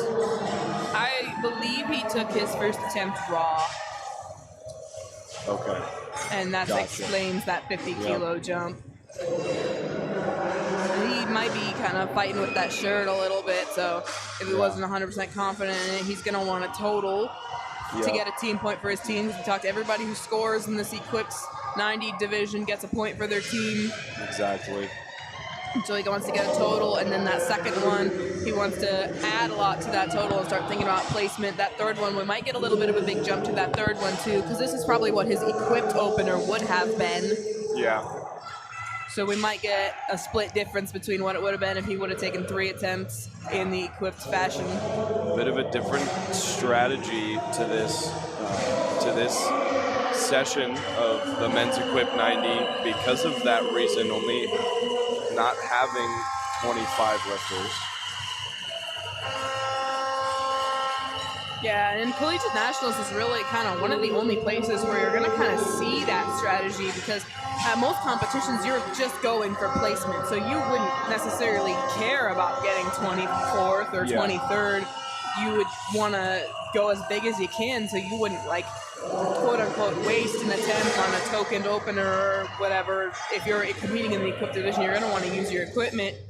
Exactly. But Collegiate Nationals is so team-based, and you're here with your friends, and there's so much pressure to not let anybody down that you have to record a total. Yeah, and especially with some of these team races are so they're so tight that one point can make a difference in getting a different place. And like you said, Tia, this is completely different to any other competition. Being a team-based format, it adds another layer of competition. Most lifters, powerlifting is a very individual sport, but when you go to nationals, you're competing for something higher than yourself, and I think that can either bring out the best in these lifters, or some of them do crumble under that pressure, unfortunately. Yeah, and I've been to both collegiate nationals and raw nationals and competed at both, and the difference is stark. The environment at collegiates with the team is insane. If you think about like going to raw nationals, a lot of lifters will bring themselves, maybe one or two family members or friends or a coach or something, but they're going to have kind of a small crew. When you're here at collegiates, a lot of teams, a team can have up to 12 people on a roster for any given division. Some teams have more than that just aren't on their scoring roster. But if you figure every male or female team has about 10 teammates with them, you automatically have a bigger fan zone than you would at any other meet. Exactly. It creates an unbelievably high energy environment. It's obviously coming through on the live stream. This place is loud.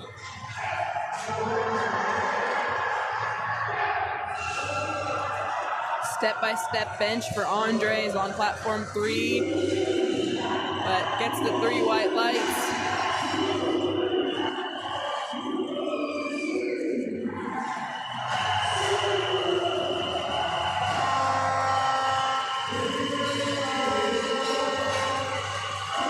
Good lift for Eric Lara. We'll bring up Sebastian Guerrero making a 20-kilo jump from 240 to 260.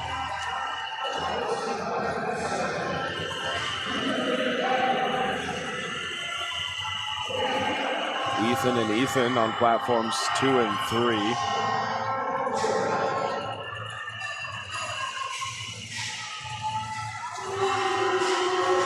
Ethan will make his, and Ethan will make his.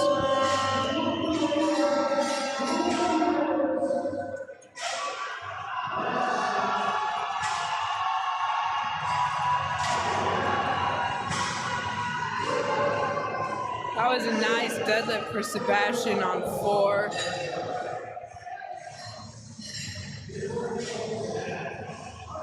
Took a 20 jump, but it didn't look like it. It's always good to see, especially you get a good opener, feels good, and then you make a big jump like that, and then it moves that fast. You have a lot more leniency on the jump you can make to your third. As we get a no lift on platform 3, bringing up Jackson Mabel, making a 12.5-kilo jump up to 250 kilos. That'll be 551 pounds.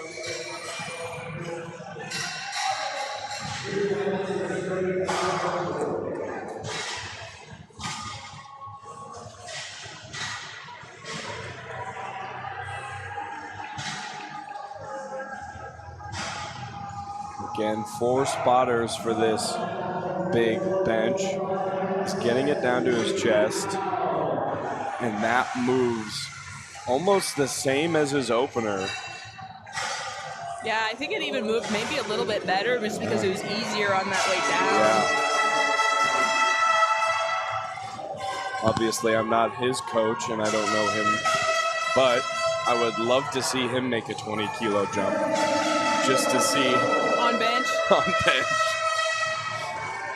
Just to say that I saw someone bench triple body weight. That'd be a first for me. We'll wait and see what attempt gets put in. Most likely not gonna happen. No, if they took a 12.5 on that first one, they'll probably match that. Maybe a 15. Yeah. Have to be feeling pretty frisky to make a 20-kilo jump on a bench. But who knows? We'll see.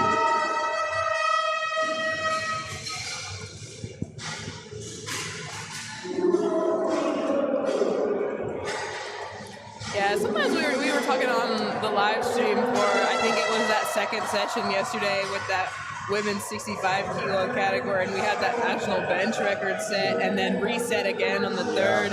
And the second one was easy. You kind of figured it was going to be easy because it was her second attempt, right? So then you figured the third one might be more of a true max, and totally just blew it up. And one of the things we were saying when we were commentating was that we wanted to go to the gym with her and see what her actual max was. And I think that reigns true for a lot of lifters at Collegiate Nationals. Some of them might not get the opportunity, especially on squat or bench, to show off their true maxes, just because they are trying to build that total and be safe and secure, and then kind of go for broke on the deadlift seems to be the most common strategy at Nationals. So I really hope that after Nationals, everybody just posts everything online. Like, here's my actual 1 rep max, guys. I can do 30 more kilos than I did.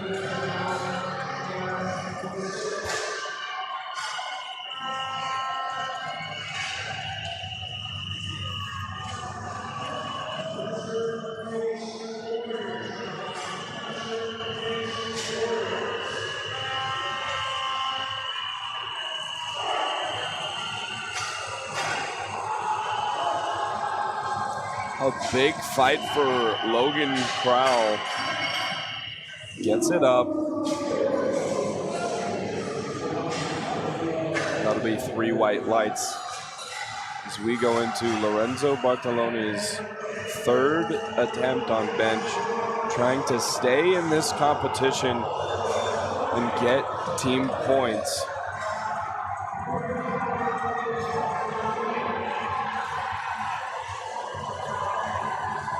He's gotten some red lights on every single lift so far. He did get his squats recorded in, but he needs a bench right now. Played it safe after missing, stayed the same. It's probably a good choice, stayed the same again. Trying to correct his wrongs. Gets it to the chest. We're looking for a lockout.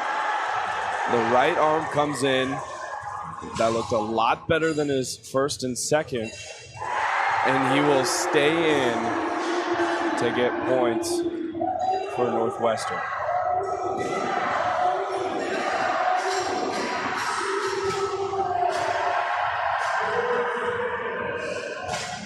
Yeah, and that's big for that team, because I think Northwestern in the equipped division specifically was slated to do really well based on that predicted team scoring. Yeah. It's always awesome to see, under that kind of pressure, being able to stay calm and correct the course.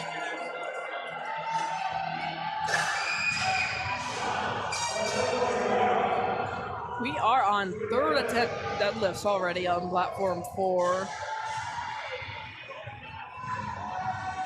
Eric fighting to get it to his chest, and he does, but he unfortunately misses it.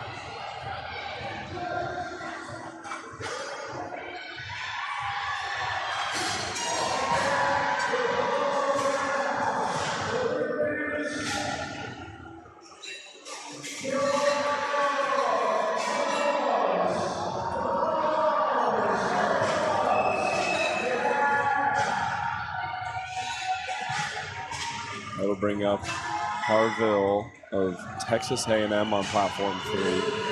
After missing his second at 175, ups 2.5 kilos to 177.5. Got 2 blue lights on his second. Gonna look for a nice smooth ascent with no downward motion, and it looks like it's not gonna happen for Harville today.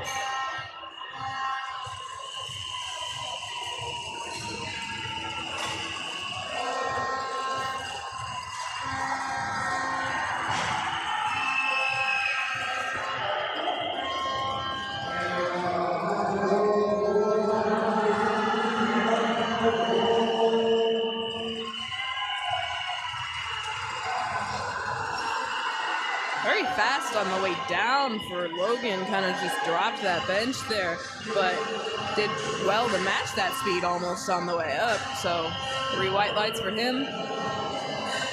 All right, got one more coming up on platform 1. Carter Canizaro needs a bench.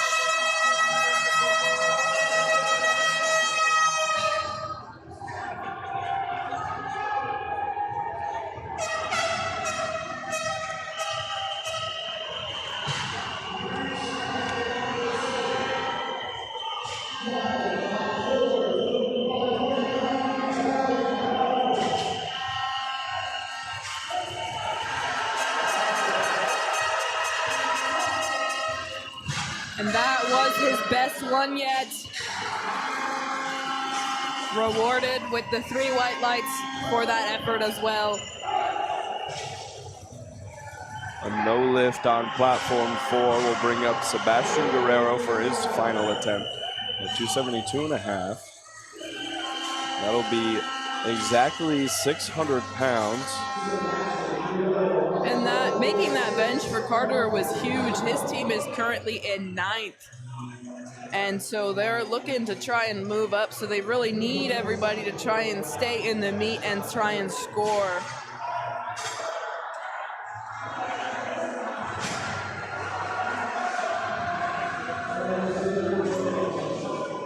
Sebastian slow off the floor, gets it to his knees and can't lock it out. That'll finish his day.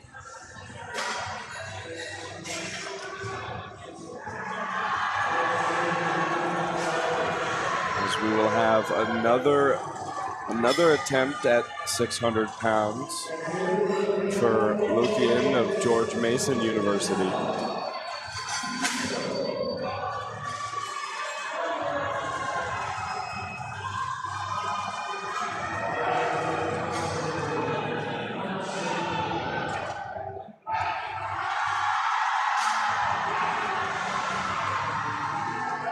Lukian attempting a very big milestone for most lifters of 600 pounds. Unfortunately, cannot get it up.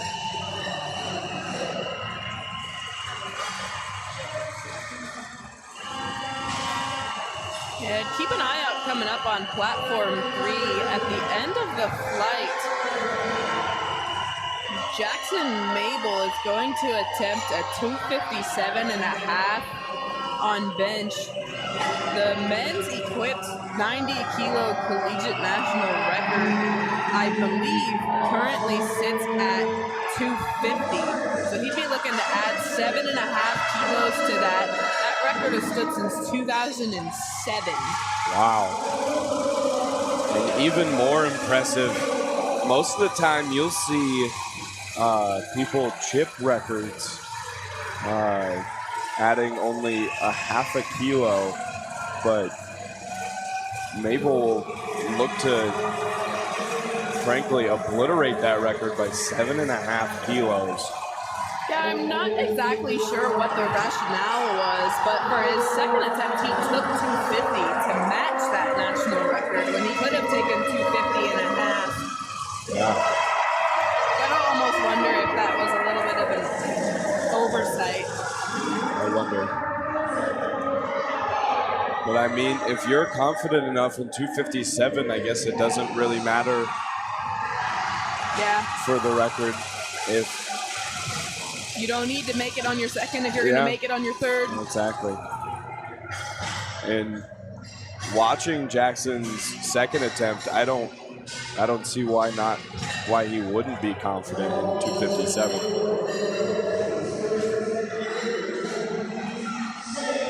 But before we get to that, Parker Anderson of McKendree Bearcats will reattempt 232.5. We got 2 blue lights last.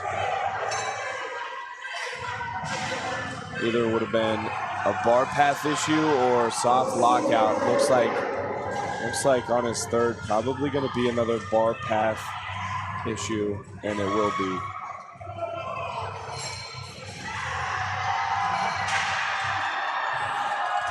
Fight at the top for Jaden.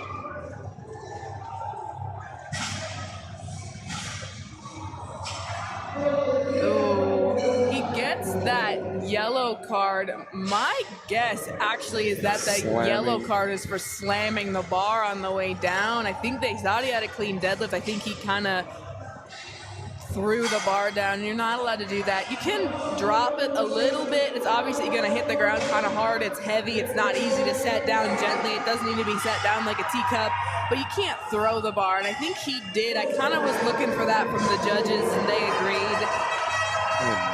Wow. 257 and a half. Absolutely flew for Jackson Mabel. And that'll have been that record that we were looking for.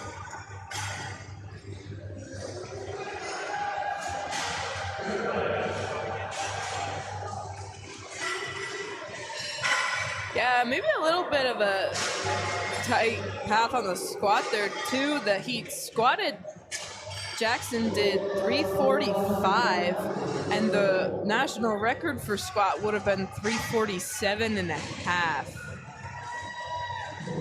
So I wonder if he is eyeing a total record at the end of the day, and that's the rationale for taking some of these attempt selections that they've made.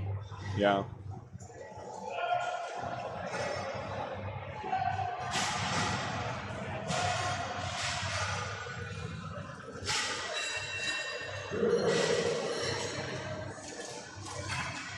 Now platform 3 taking its 10-minute break. We'll come back for deadlift. As we have a no lift bringing up Kellen Anderson attempting 230 kilos. A hair above 500 for Anderson out of Iowa State University.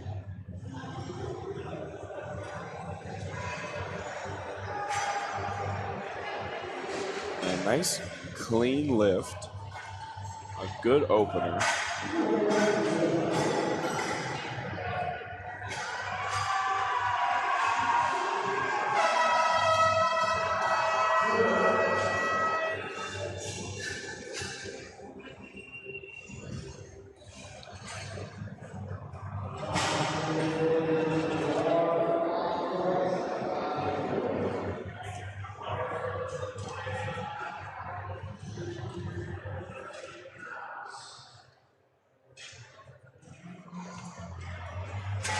Yeah, and on platform 4, this is that second flight.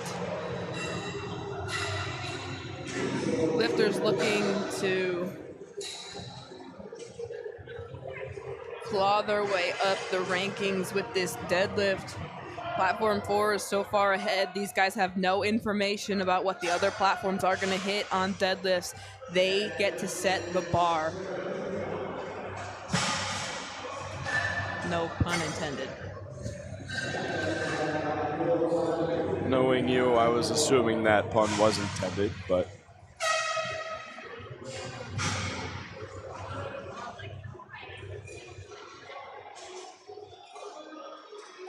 and something you'll notice as we have in the middle of day 3, getting to some of those heavier weight classes, you'll notice a lot more conventional pullers today and tomorrow.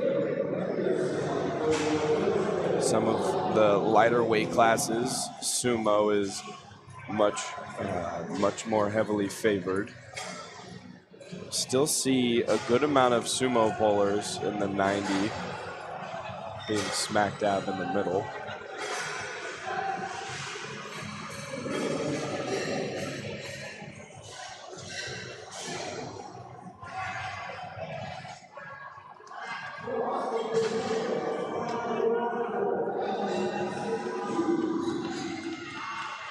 Yeah, that first flight of session, that first flight on platform 4 with deadlifts, all but one athletes missed their final deadlift attempt. So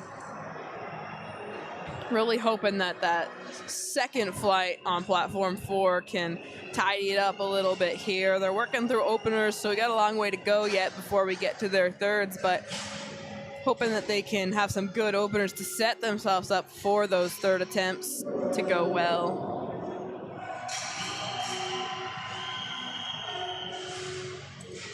Logan on platform 2 uses a little bit more of a sink technique instead of that soft touch. Gonna get those yellow cards. Maybe got called for a little bit of heaving because of that sink technique. I didn't see too much movement with the shoulders or anything, or the feet, so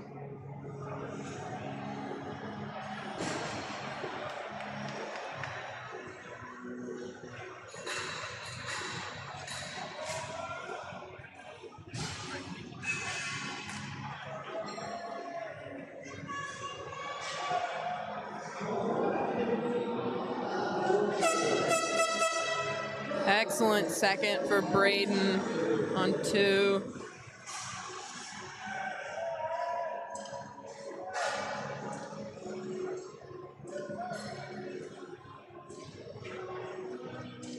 Platform 1's got about 4 minutes until they start their deadlifts.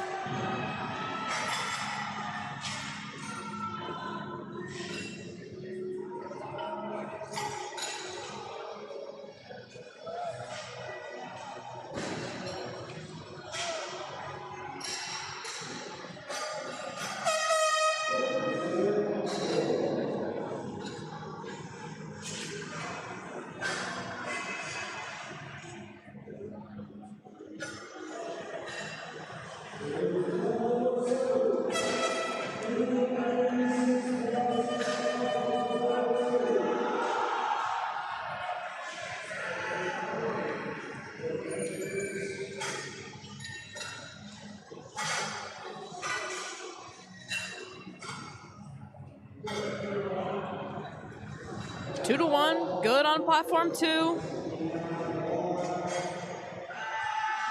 And again, yellow card can mean a lot of different things with the lifters.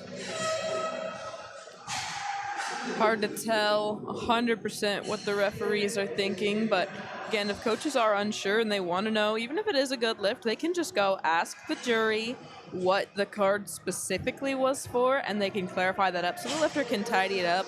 They're taking their seconds, so they have a third lift, so they definitely want to know what they did wrong so that they don't get called for it again on their third without even knowing what it was.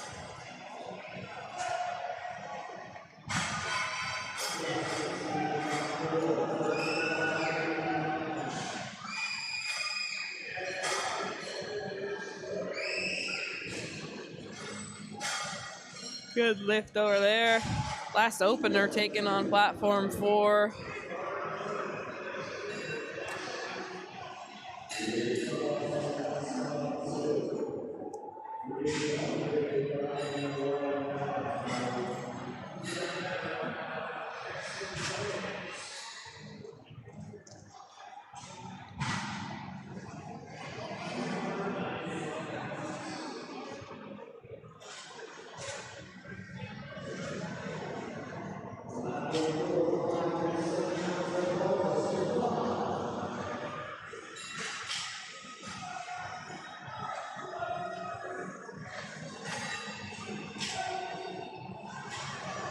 Oh, one at a time. Come on. He's got to get that arm. He does. Gets the rack command. And 3 white lights for Jackson. I think he just breathed a sigh of relief as he walked away on platform 2. He had missed his opener and went up. So for it to be that hard, you got to wonder what he has left for the third. But he has a bench. He's in the race.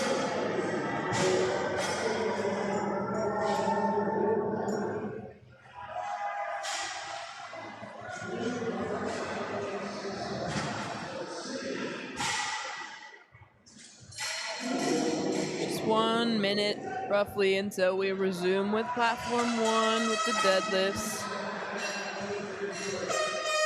Over there, we're going to start with Mason. He's going to open us up with a nice 210.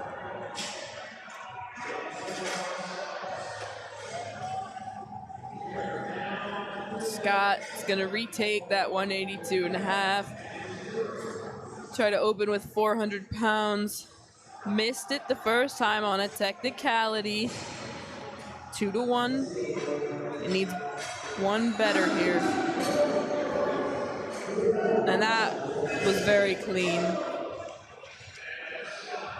3 white lights.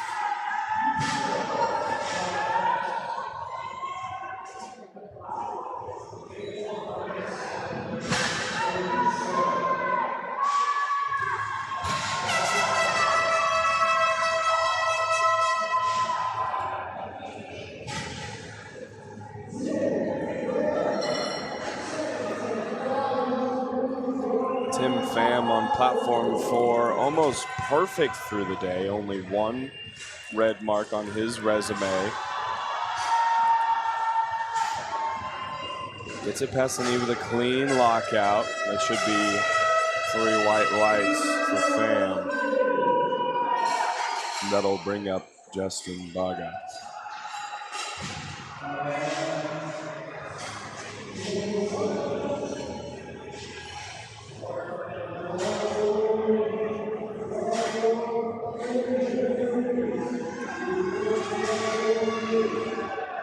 Nice 5-kilo jump for Brennan.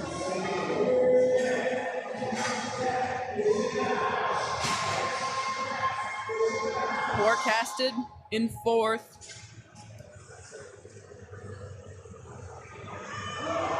Gonna try and earn himself a medal.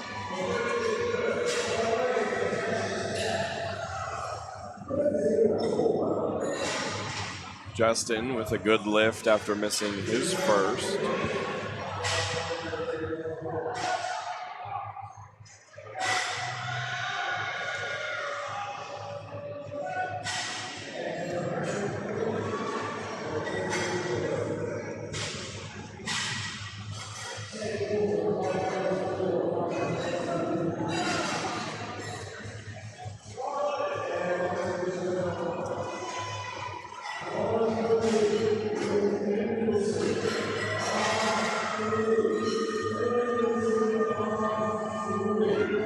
Price with 3 white lights.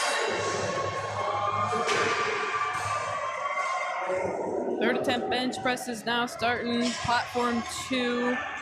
This kind of will set the pace for what they need to deadlift. This is our lead group, so they'll want to give themselves the biggest subtotal possible in order to fend for positions in the top 10, maybe medals, potentially All-American status, and even our champion. Nice work from Ethan, going 6 for 6 through squat and bench. Dylan trying to set himself up to do the same thing.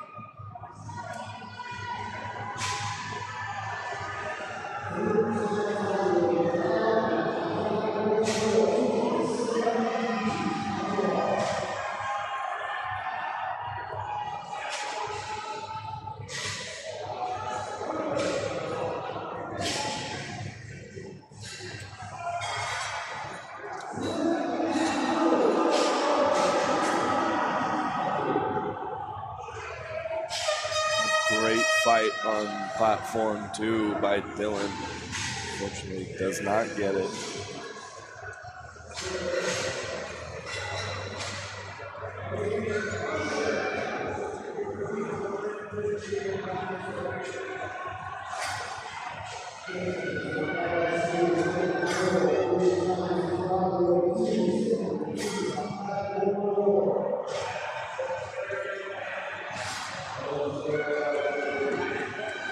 Can't ask for a better opener than the one Jose just put up on the platform.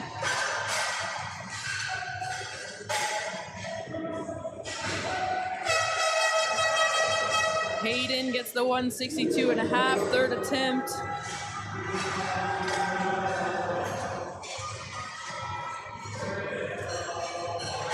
Look at the lats on Connor Wong as he opens up at 215.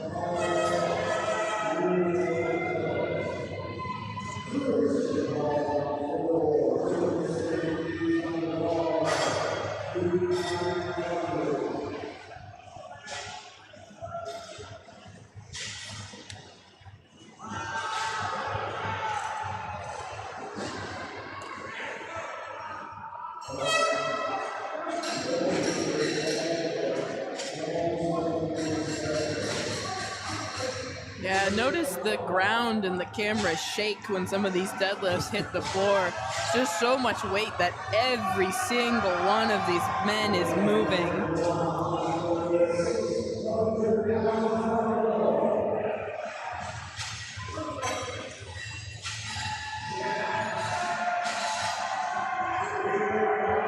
Good lift on platform 3.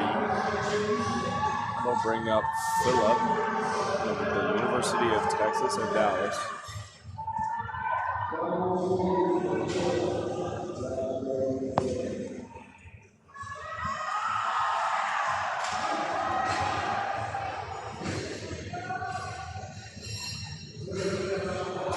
Leonard Wang with what looks to be a good lift, and it was at 600 pounds.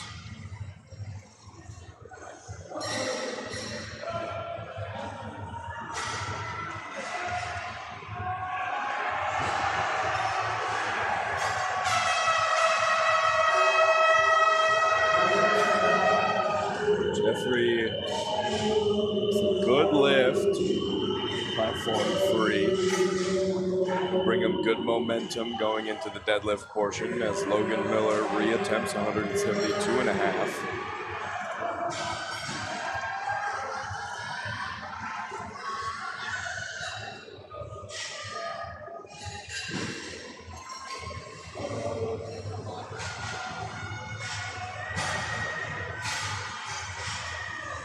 Justin Stevens seems to be quite the deadlift specialist. His third attempt on squat was 232.5, if I'm not mistaken. Now on his second, a little over 280.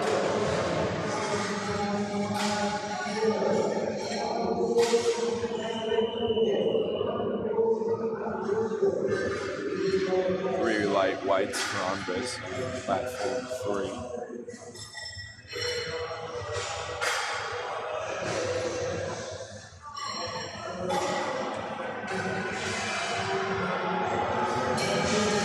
Over on platform 4, had a little bit of a relief moment for Stefan.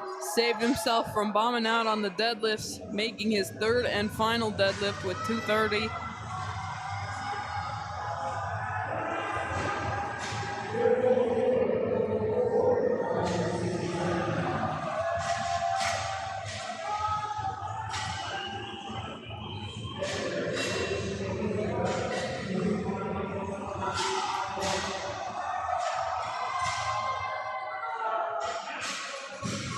A little bit of a fight at the top of that opener for Abdul Rahman.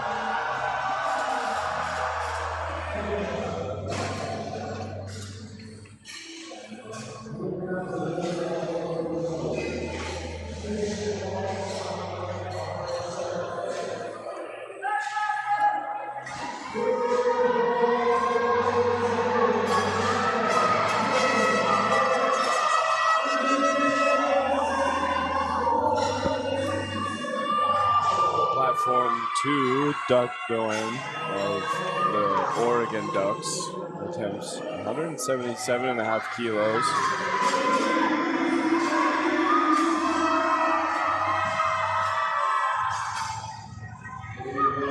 Bit of a smaller jump for Duck from his second to his third. A bit of a fight as well, but he gets it. Did well to hold that brace in the middle. You can see his core kind of shake, and he gets 3 white lights.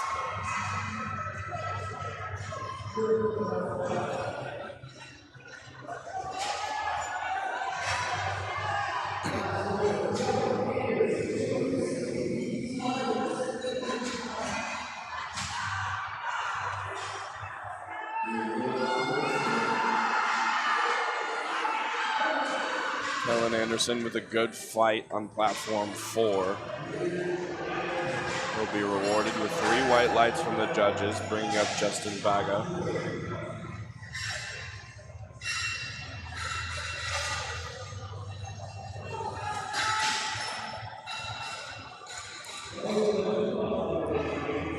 We'll bring up another Another quite popular attempt selection on the deadlift of 272.5. That, if successful, will bring him into the 600-pound club on deadlift.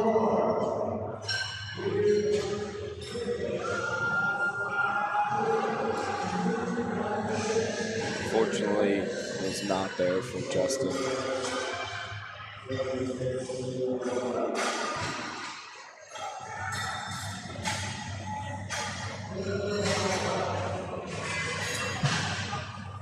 Now on platform 3, we loop back around to Daniel Anderson for his second attempt on platform 3. 397-pound third attempt for Nicholas, platform 2.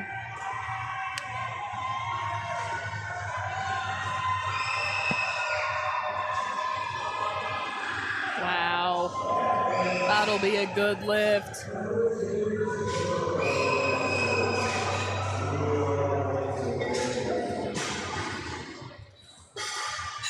Colin Price, after fighting for that lockout, gets 3 white lights on 275.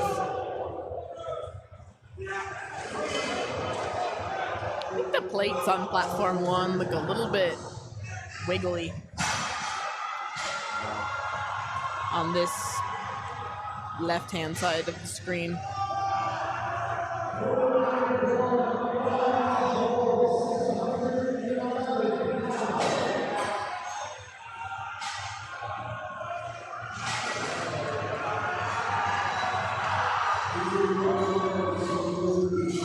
Didn't seem to bother Armando.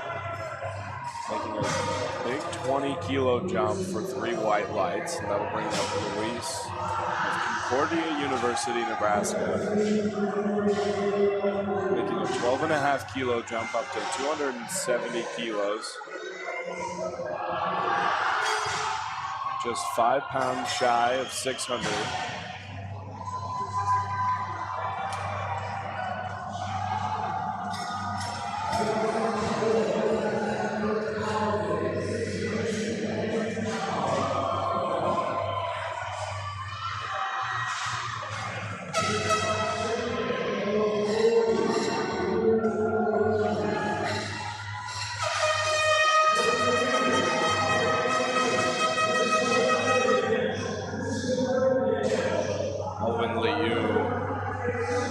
States Naval Academy fights to get the bar off the ground, unfortunately does not. That'll bring up Christian Hall of Sam Houston State.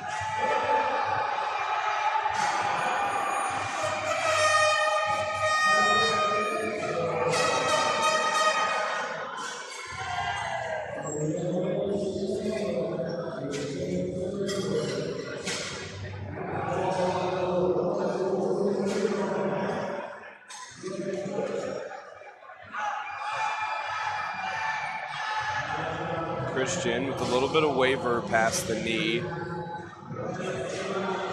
And we'll get 2 blues. Fortunately, there's just a hair of downward motion.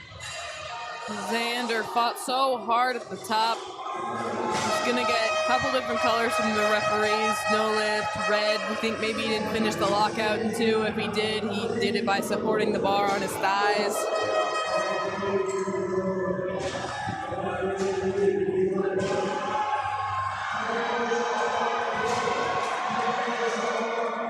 Nice and slow for Brennan, but he gets it.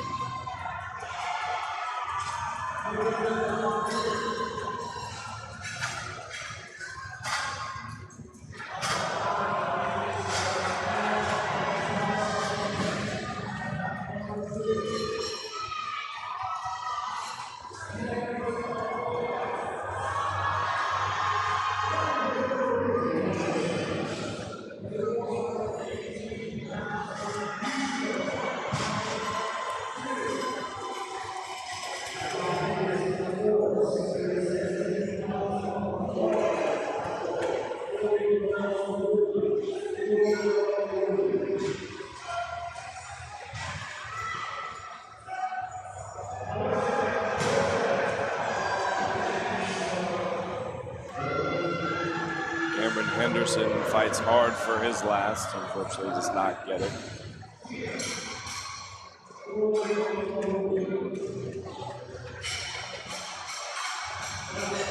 The last lifter of platform 4 will be Justin Stevens, attempting 287.5 kilos, 633 pounds.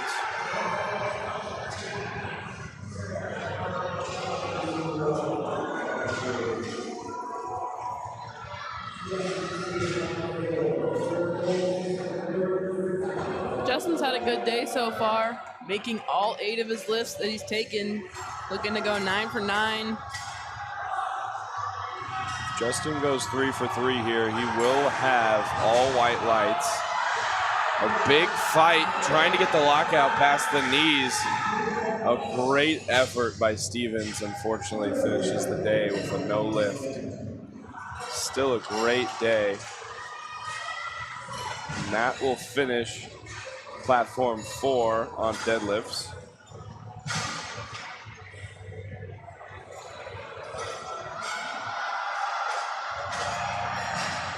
And platform 4 will come back to us for session 3.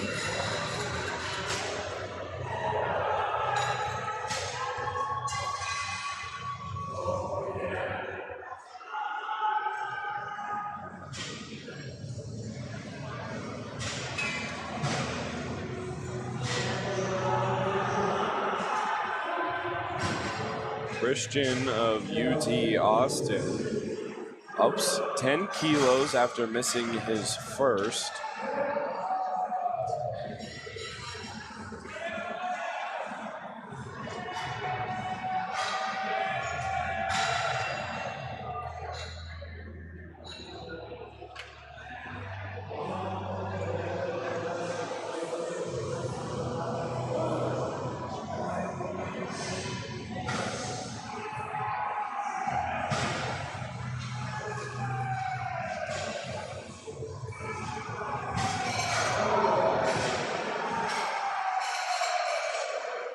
It'll be a no lift for Christian.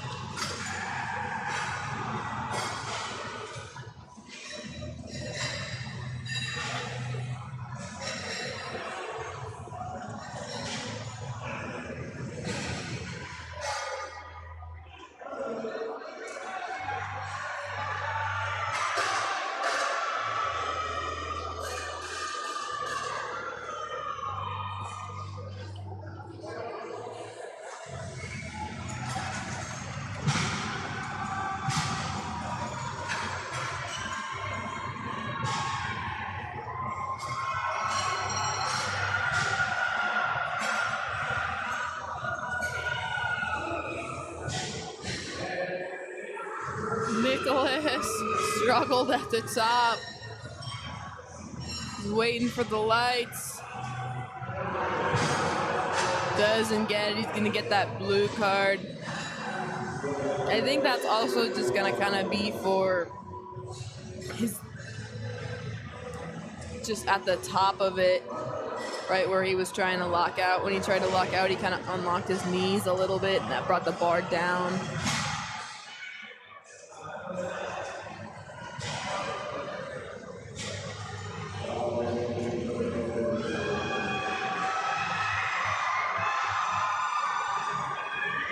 Great fight for Obi on platform 1. Oh, he had that. He got the down command just in time because that was falling out of his hand. 2-1, good lift.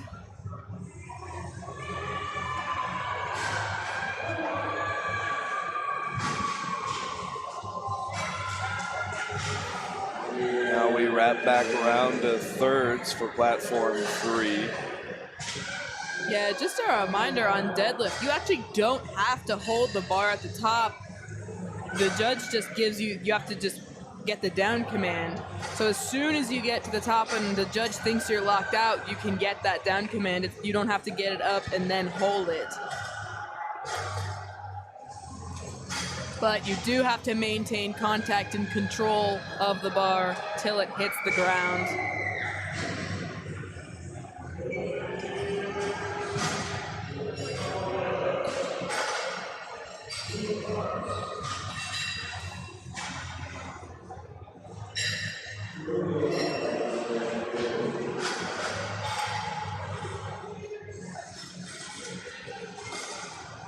Now up on platform 3, Xander of Texas A&M reattempting 235 after getting a couple different calls. Aiden over on platform 1, he's got a nice 5 reds loaded up on the bar. If he makes this, it gives him a 700 kilo total.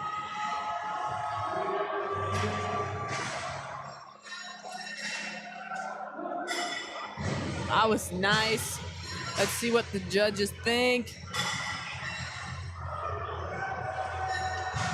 2-to-1 good lift. That yellow card is going to be for, I think, a little bit loose with the slamming of the bar on the way down.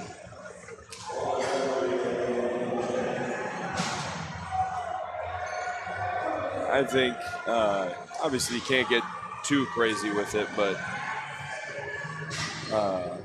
might want to be a little bit more lenient on thirds, finishing the day on deadlift, slamming the bar, people making PRs, allowed to get a little rowdy.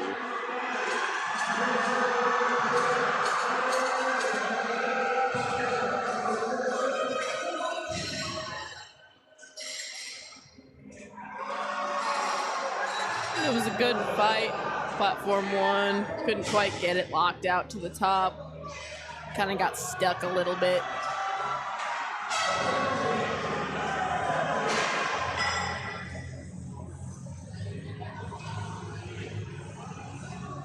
Would like to point out that a couple of lifts ago on platform 1, Lawrence had been no lifted. The jury did grant that lift.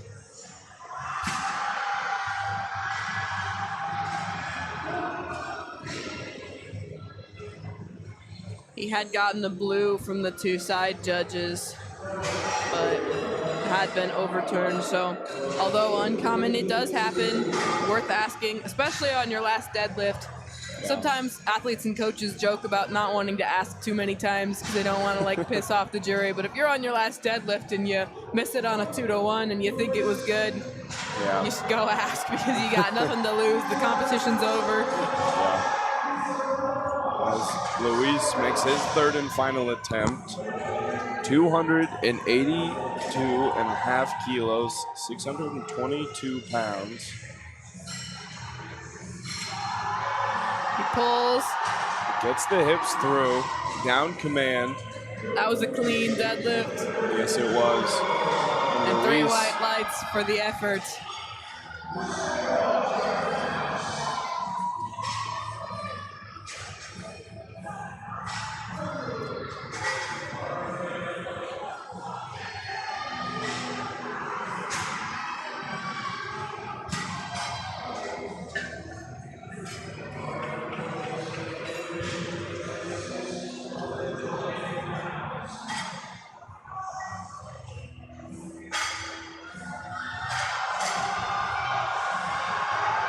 A big fight for Abdul Rahman. Trying to get the lockout will not be a good lift.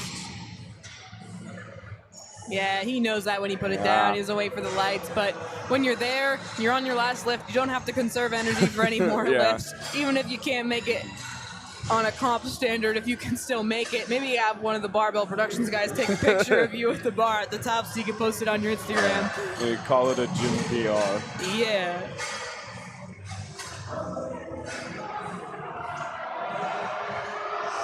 That'll bring up Christian Lopez. Asking for some help from the crowd for this pressure situation. Another athlete in danger of bombing out. Well, it looks like he's registered under men's equipped guest.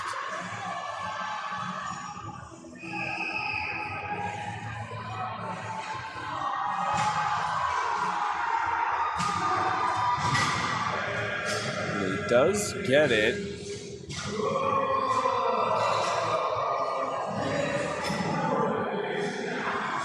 That'll be a good lift for Christian Lopez.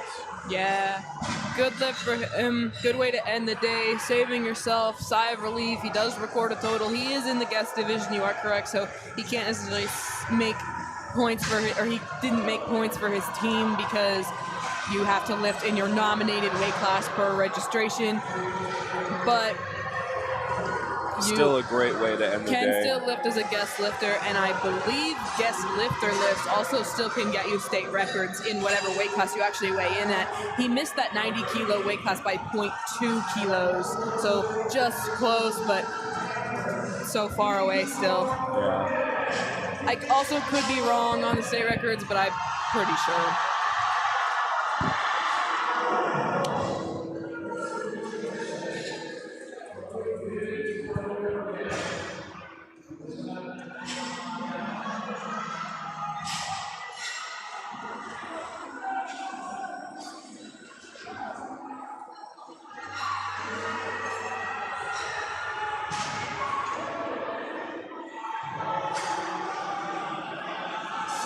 All right, final third for this first flight on platform 1, taken by John Morale, University of Colorado at Denver. 507 pounds being pulled. It's a fight to the top.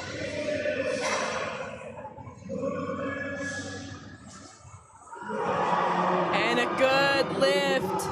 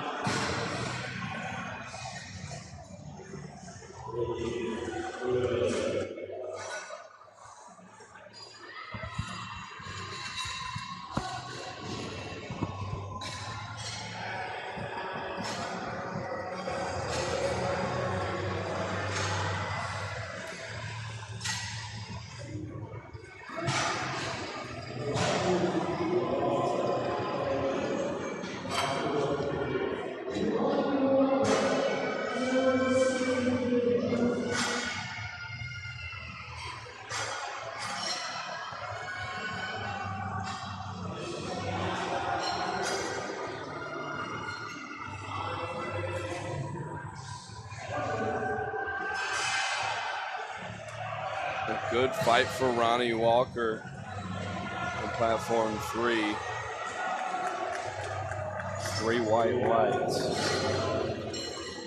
That'll bring up Trevor Lozano, San Jose State University, attempting 277.5 kilos.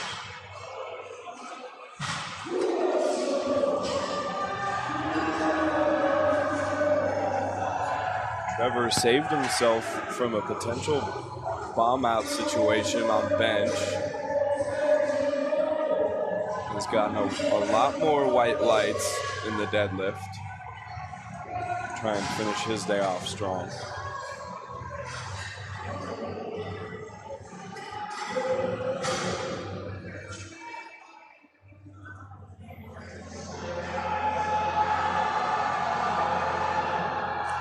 Gets it past his knees, trying to lock it out. Hips come through.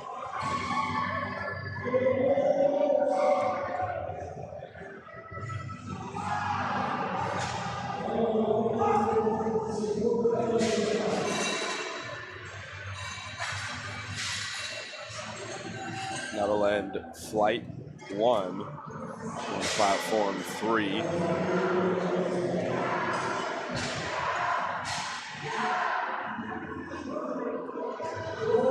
That'll bring up second flight on platform 3. Predicted top lifters of the men's equipped 90 kilo class, starting off with Lorenzo Bartoloni of Northeastern University. Another lifter that saved himself from a bomb out opportunity with 3 white lights on his third attempt at 160 kilos on bench. Opens up with a smooth 210 kilos.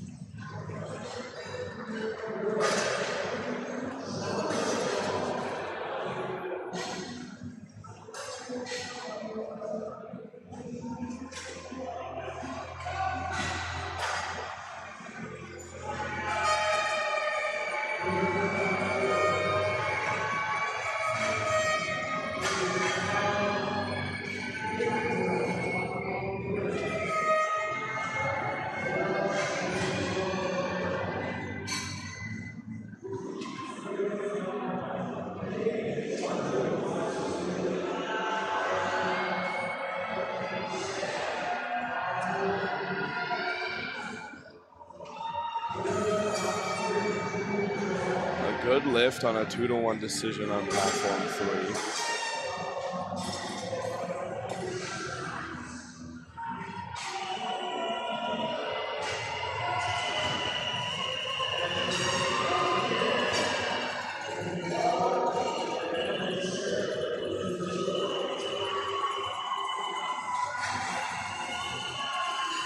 Two good lifts on platforms 1 and 2.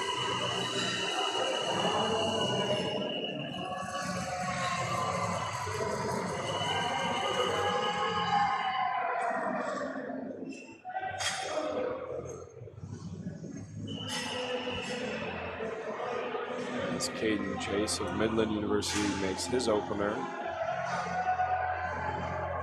And bring up Eric Dio.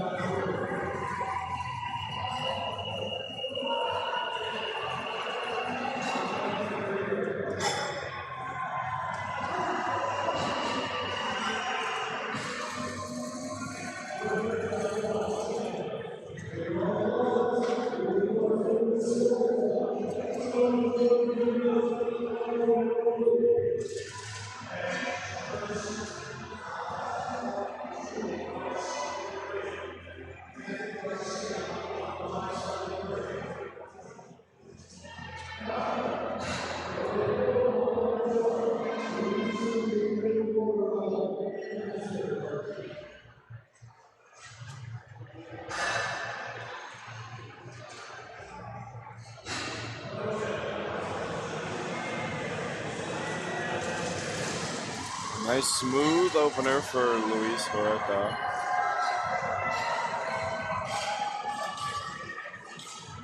That'll bring up Harville of Texas A&M, opening at 235 kilos.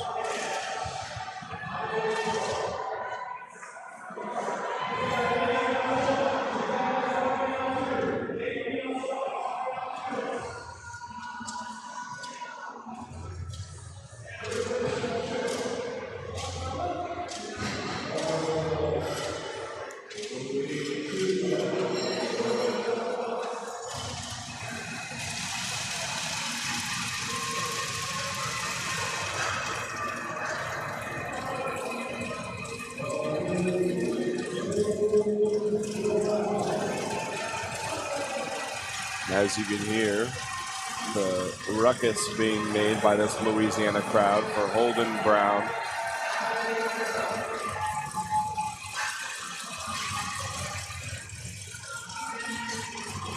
Lifter for the University of Louisiana, Lafayette, a Raging Cajun. opening up at 245 kilos for a very smooth opener.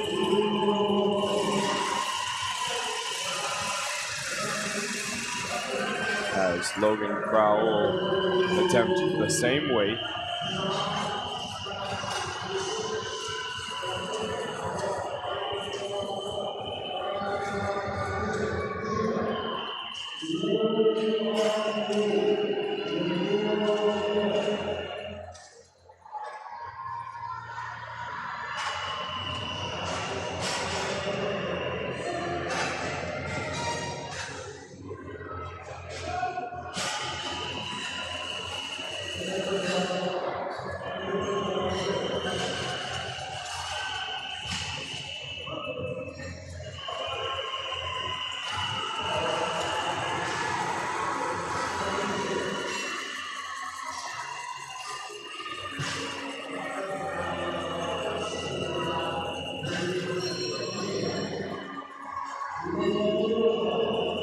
Steady through these first attempt deadlifts so far across platforms 1, 2, and 3. Of course, we're done on platform 4, but it'll get more exciting as we move into, as we get through the second attempts, because we'll know what everybody needs to pull for their third attempts, and we'll get to start to see probably some chaos as people start to pass each other, maybe make some attempt selection changes for that third deadlift.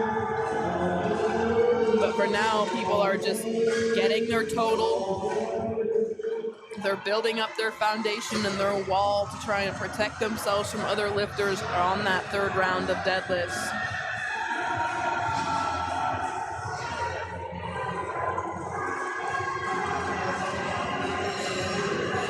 We're on the last flight on platform 3 and the last flight on platform 1. Platform 2, we're still on that first flight. Got a ways to go yet there. Lots of anticipation as we move towards this next, as we move through this first flight and towards that second flight for our biggest pulls of the day in the men's raw 90 kilo class. Another good lift.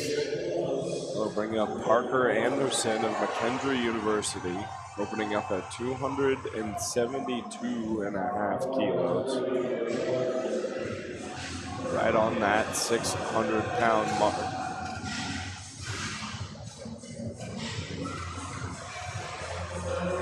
A bit of a struggle, looks like maybe an injury for Parker. Maybe not as he runs off.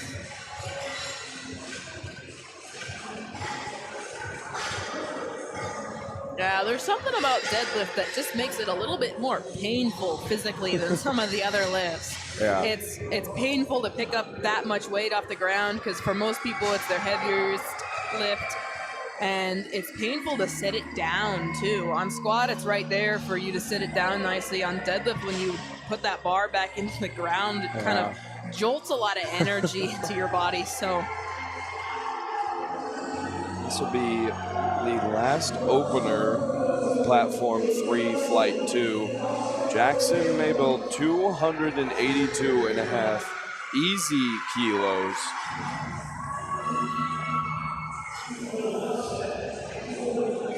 That'll be a smooth 3 white lights. Wrapping back around to Adam Lindgren, making a 10-kilo jump on his second to 225 kilos.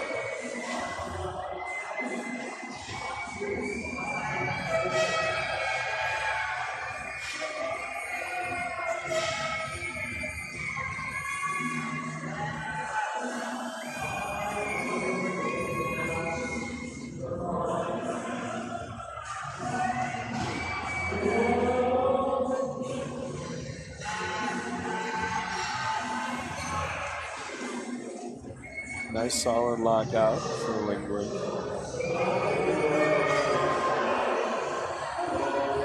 Carter, I think we got a little up and down at the top there on the lockout. Yeah. 2-1, no lift.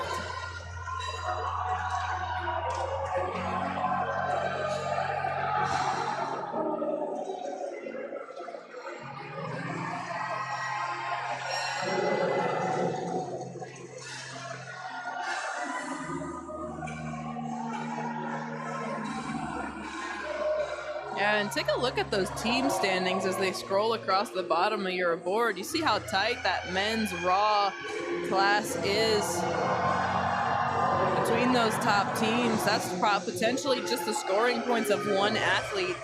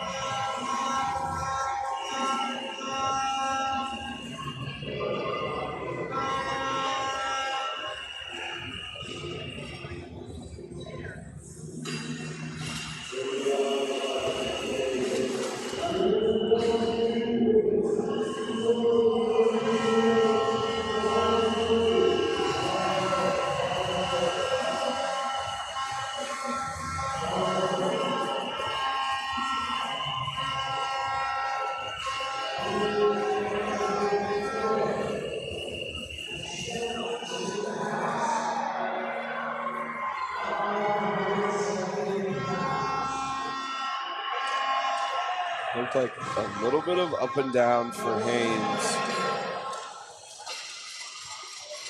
And the judges did pick up on that. That'll be a no lift.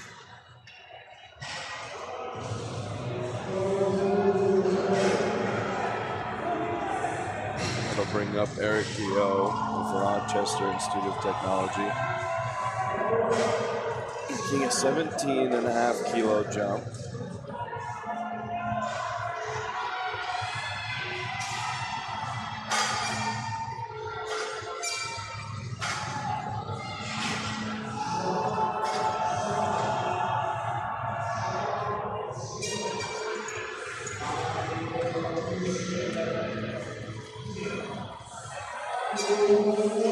Unfortunately, Eric left one of the loaders hanging. Hopefully he can rectify that on this third.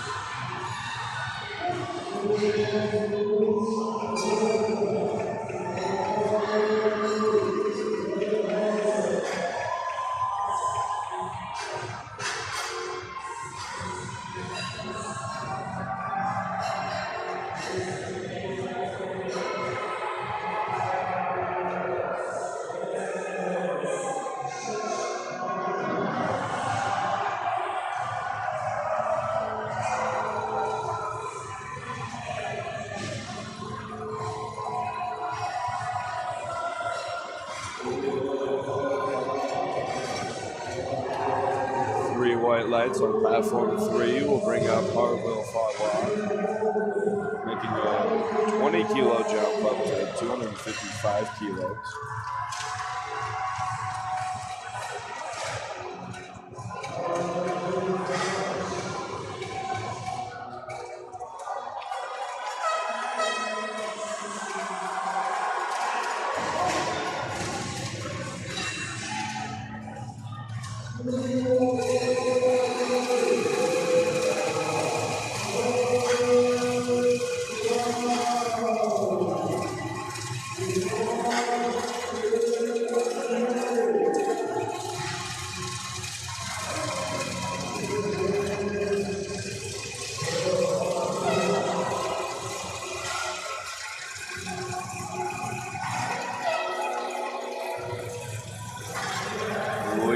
Crowd will bring another big, loud, warm welcome to Holden Brown back to the platform. So 260 kilos.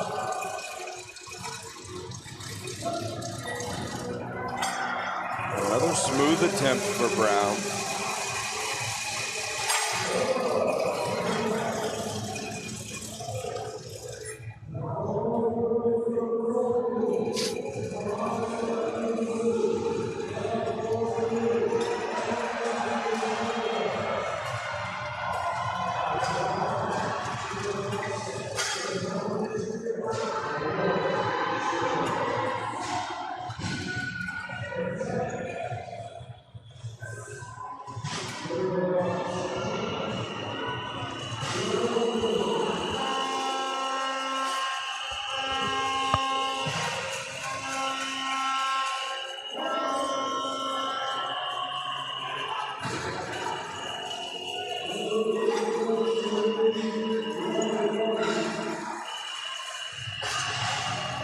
Logan with 3 white lights. Only 1 red light on the day for Logan. That'll bring up Parker Anderson.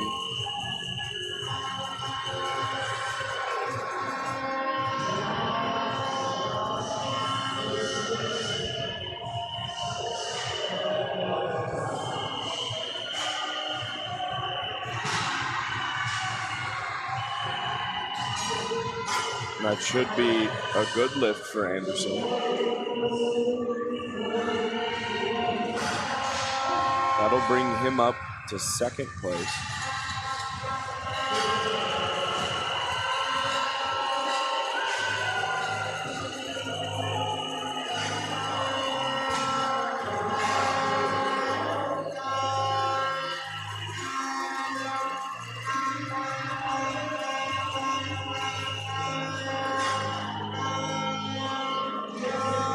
Looks like Jackson Mabel is running away with the men's 90. Just gonna try and stave off the competition. Unfortunately, Ramiro grip fail on 280. Looked at his hand afterwards, kind of wonder if maybe he's got a little bit of a rip. Yeah.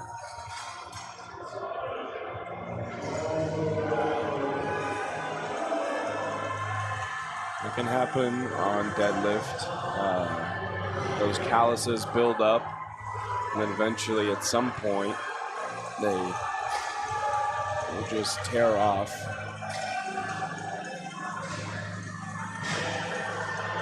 Going to bring up Andres Ruiz, making a 12.5 kilo jump up to 282.5 kilos.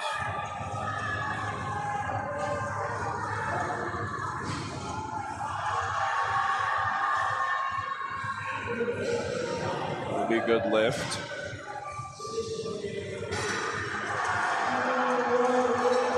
Three white lights.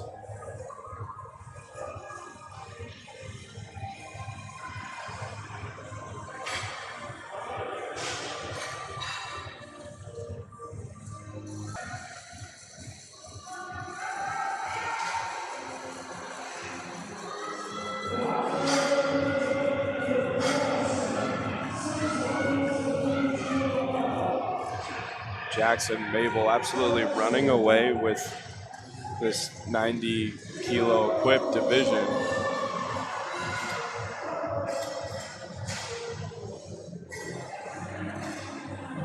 It looks like 2nd and 3rd probably set as well.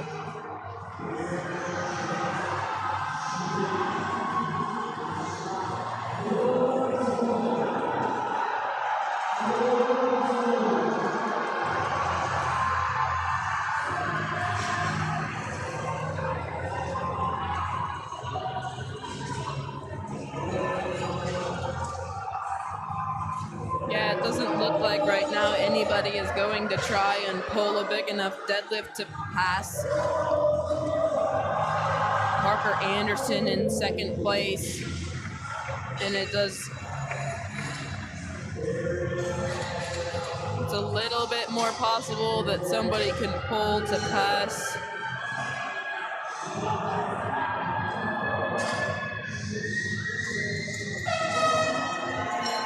for 3rd, but still looks unlikely.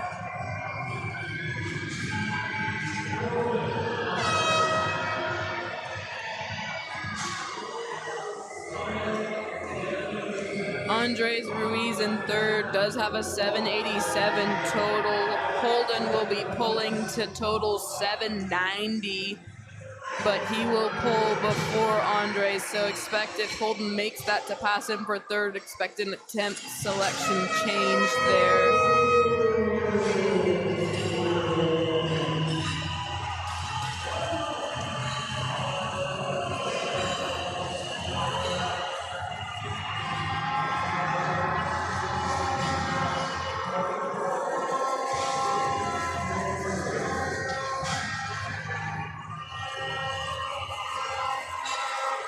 This would provisionally put Ethan into a medal position.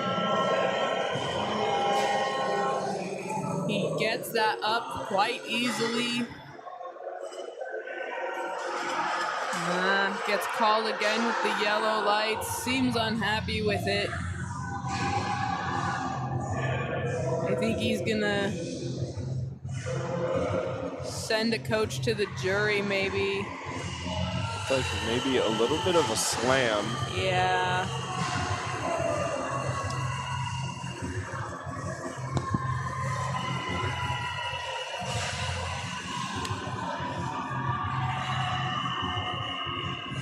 A tough lockout for Caden Chase. Does not get it.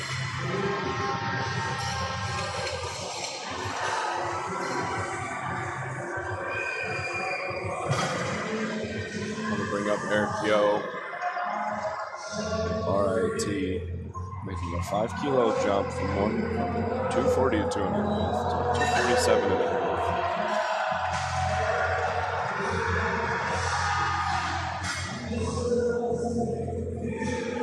Eric trying to solidify his place in the top 10.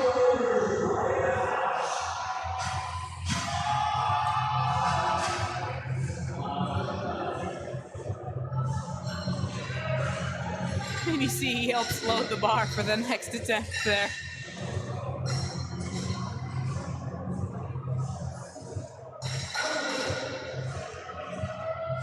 That is good form after missing that fist bump, helping them out a little bit. Oh, was he the person who missed that? Okay. Then yes, he should have done that. Yep.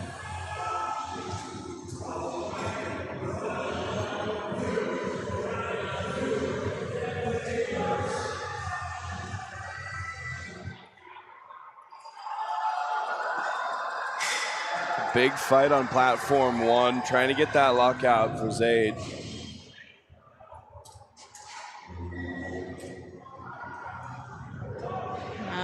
Didn't get it.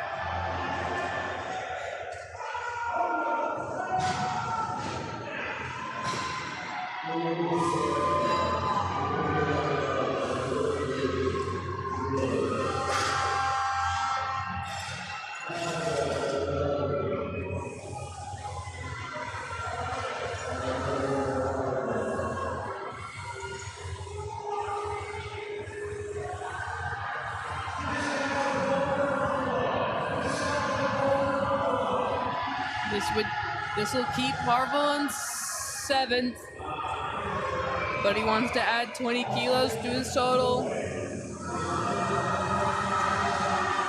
Big fight past the knees, gets the lockout, hips come through. Looks pretty clean to me.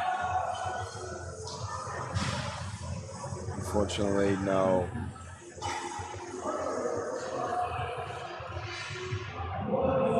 Not my favorite judging call of the day.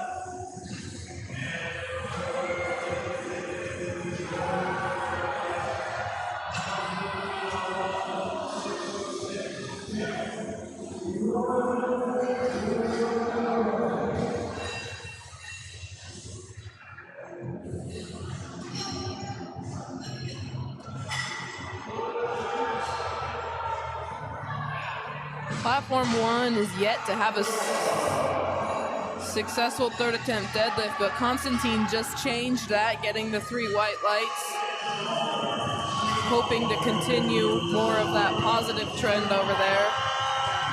We want to see everybody make their 3rds. Andrew took a little risk, jumped up to 277 and a half. If he gets this, this will add 32 and a half kilos to his total.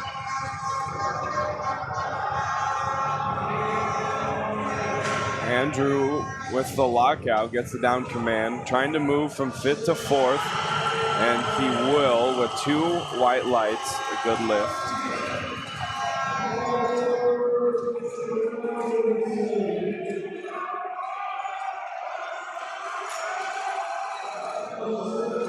Now with Parker Anderson trying to solidify his 2nd place finish with a very smooth 3rd and final attempt.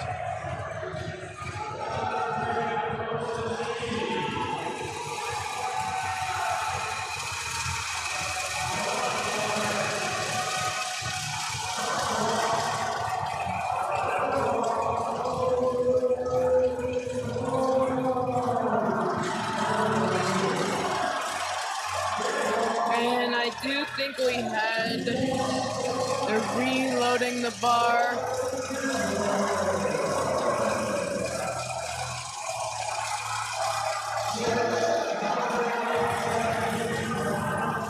Holden Brown making a 22.5 kilo jump.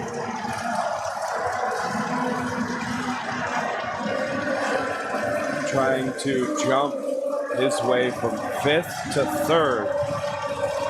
Yeah, His first two looked very good. He would actually tie that 3rd place, but on body weight, he wins the tiebreaker. A big fight, unfortunately, doesn't have it today. He will, however, end up with a 5th place medal, so he still walks away with a medal today on the podium, which is amazing in a class as stacked as that 90 kilo. Yeah, we've seen so many amazing lifters in this 90 kilo men's equipped.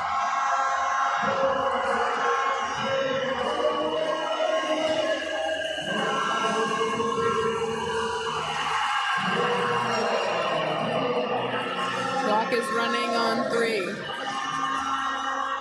Now Andres Luis already in 3rd place. 3rd place is secured. He will stay in 3rd place making this lift. If he misses, he will also stay.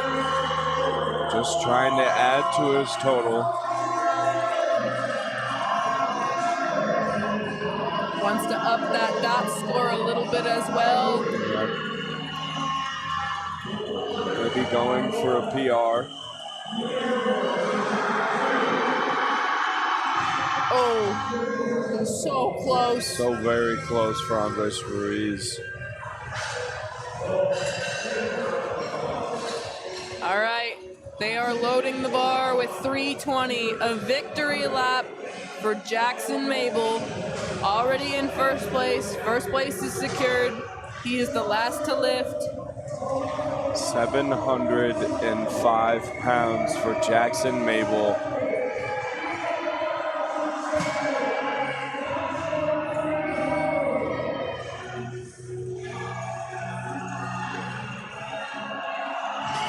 Oh, that moved so fast. Just got caught off guard, I think, at the top.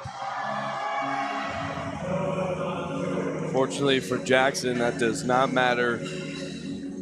And Jackson Mabel will be the winner of the 2026 men's 90 kilo equipped collegiate title.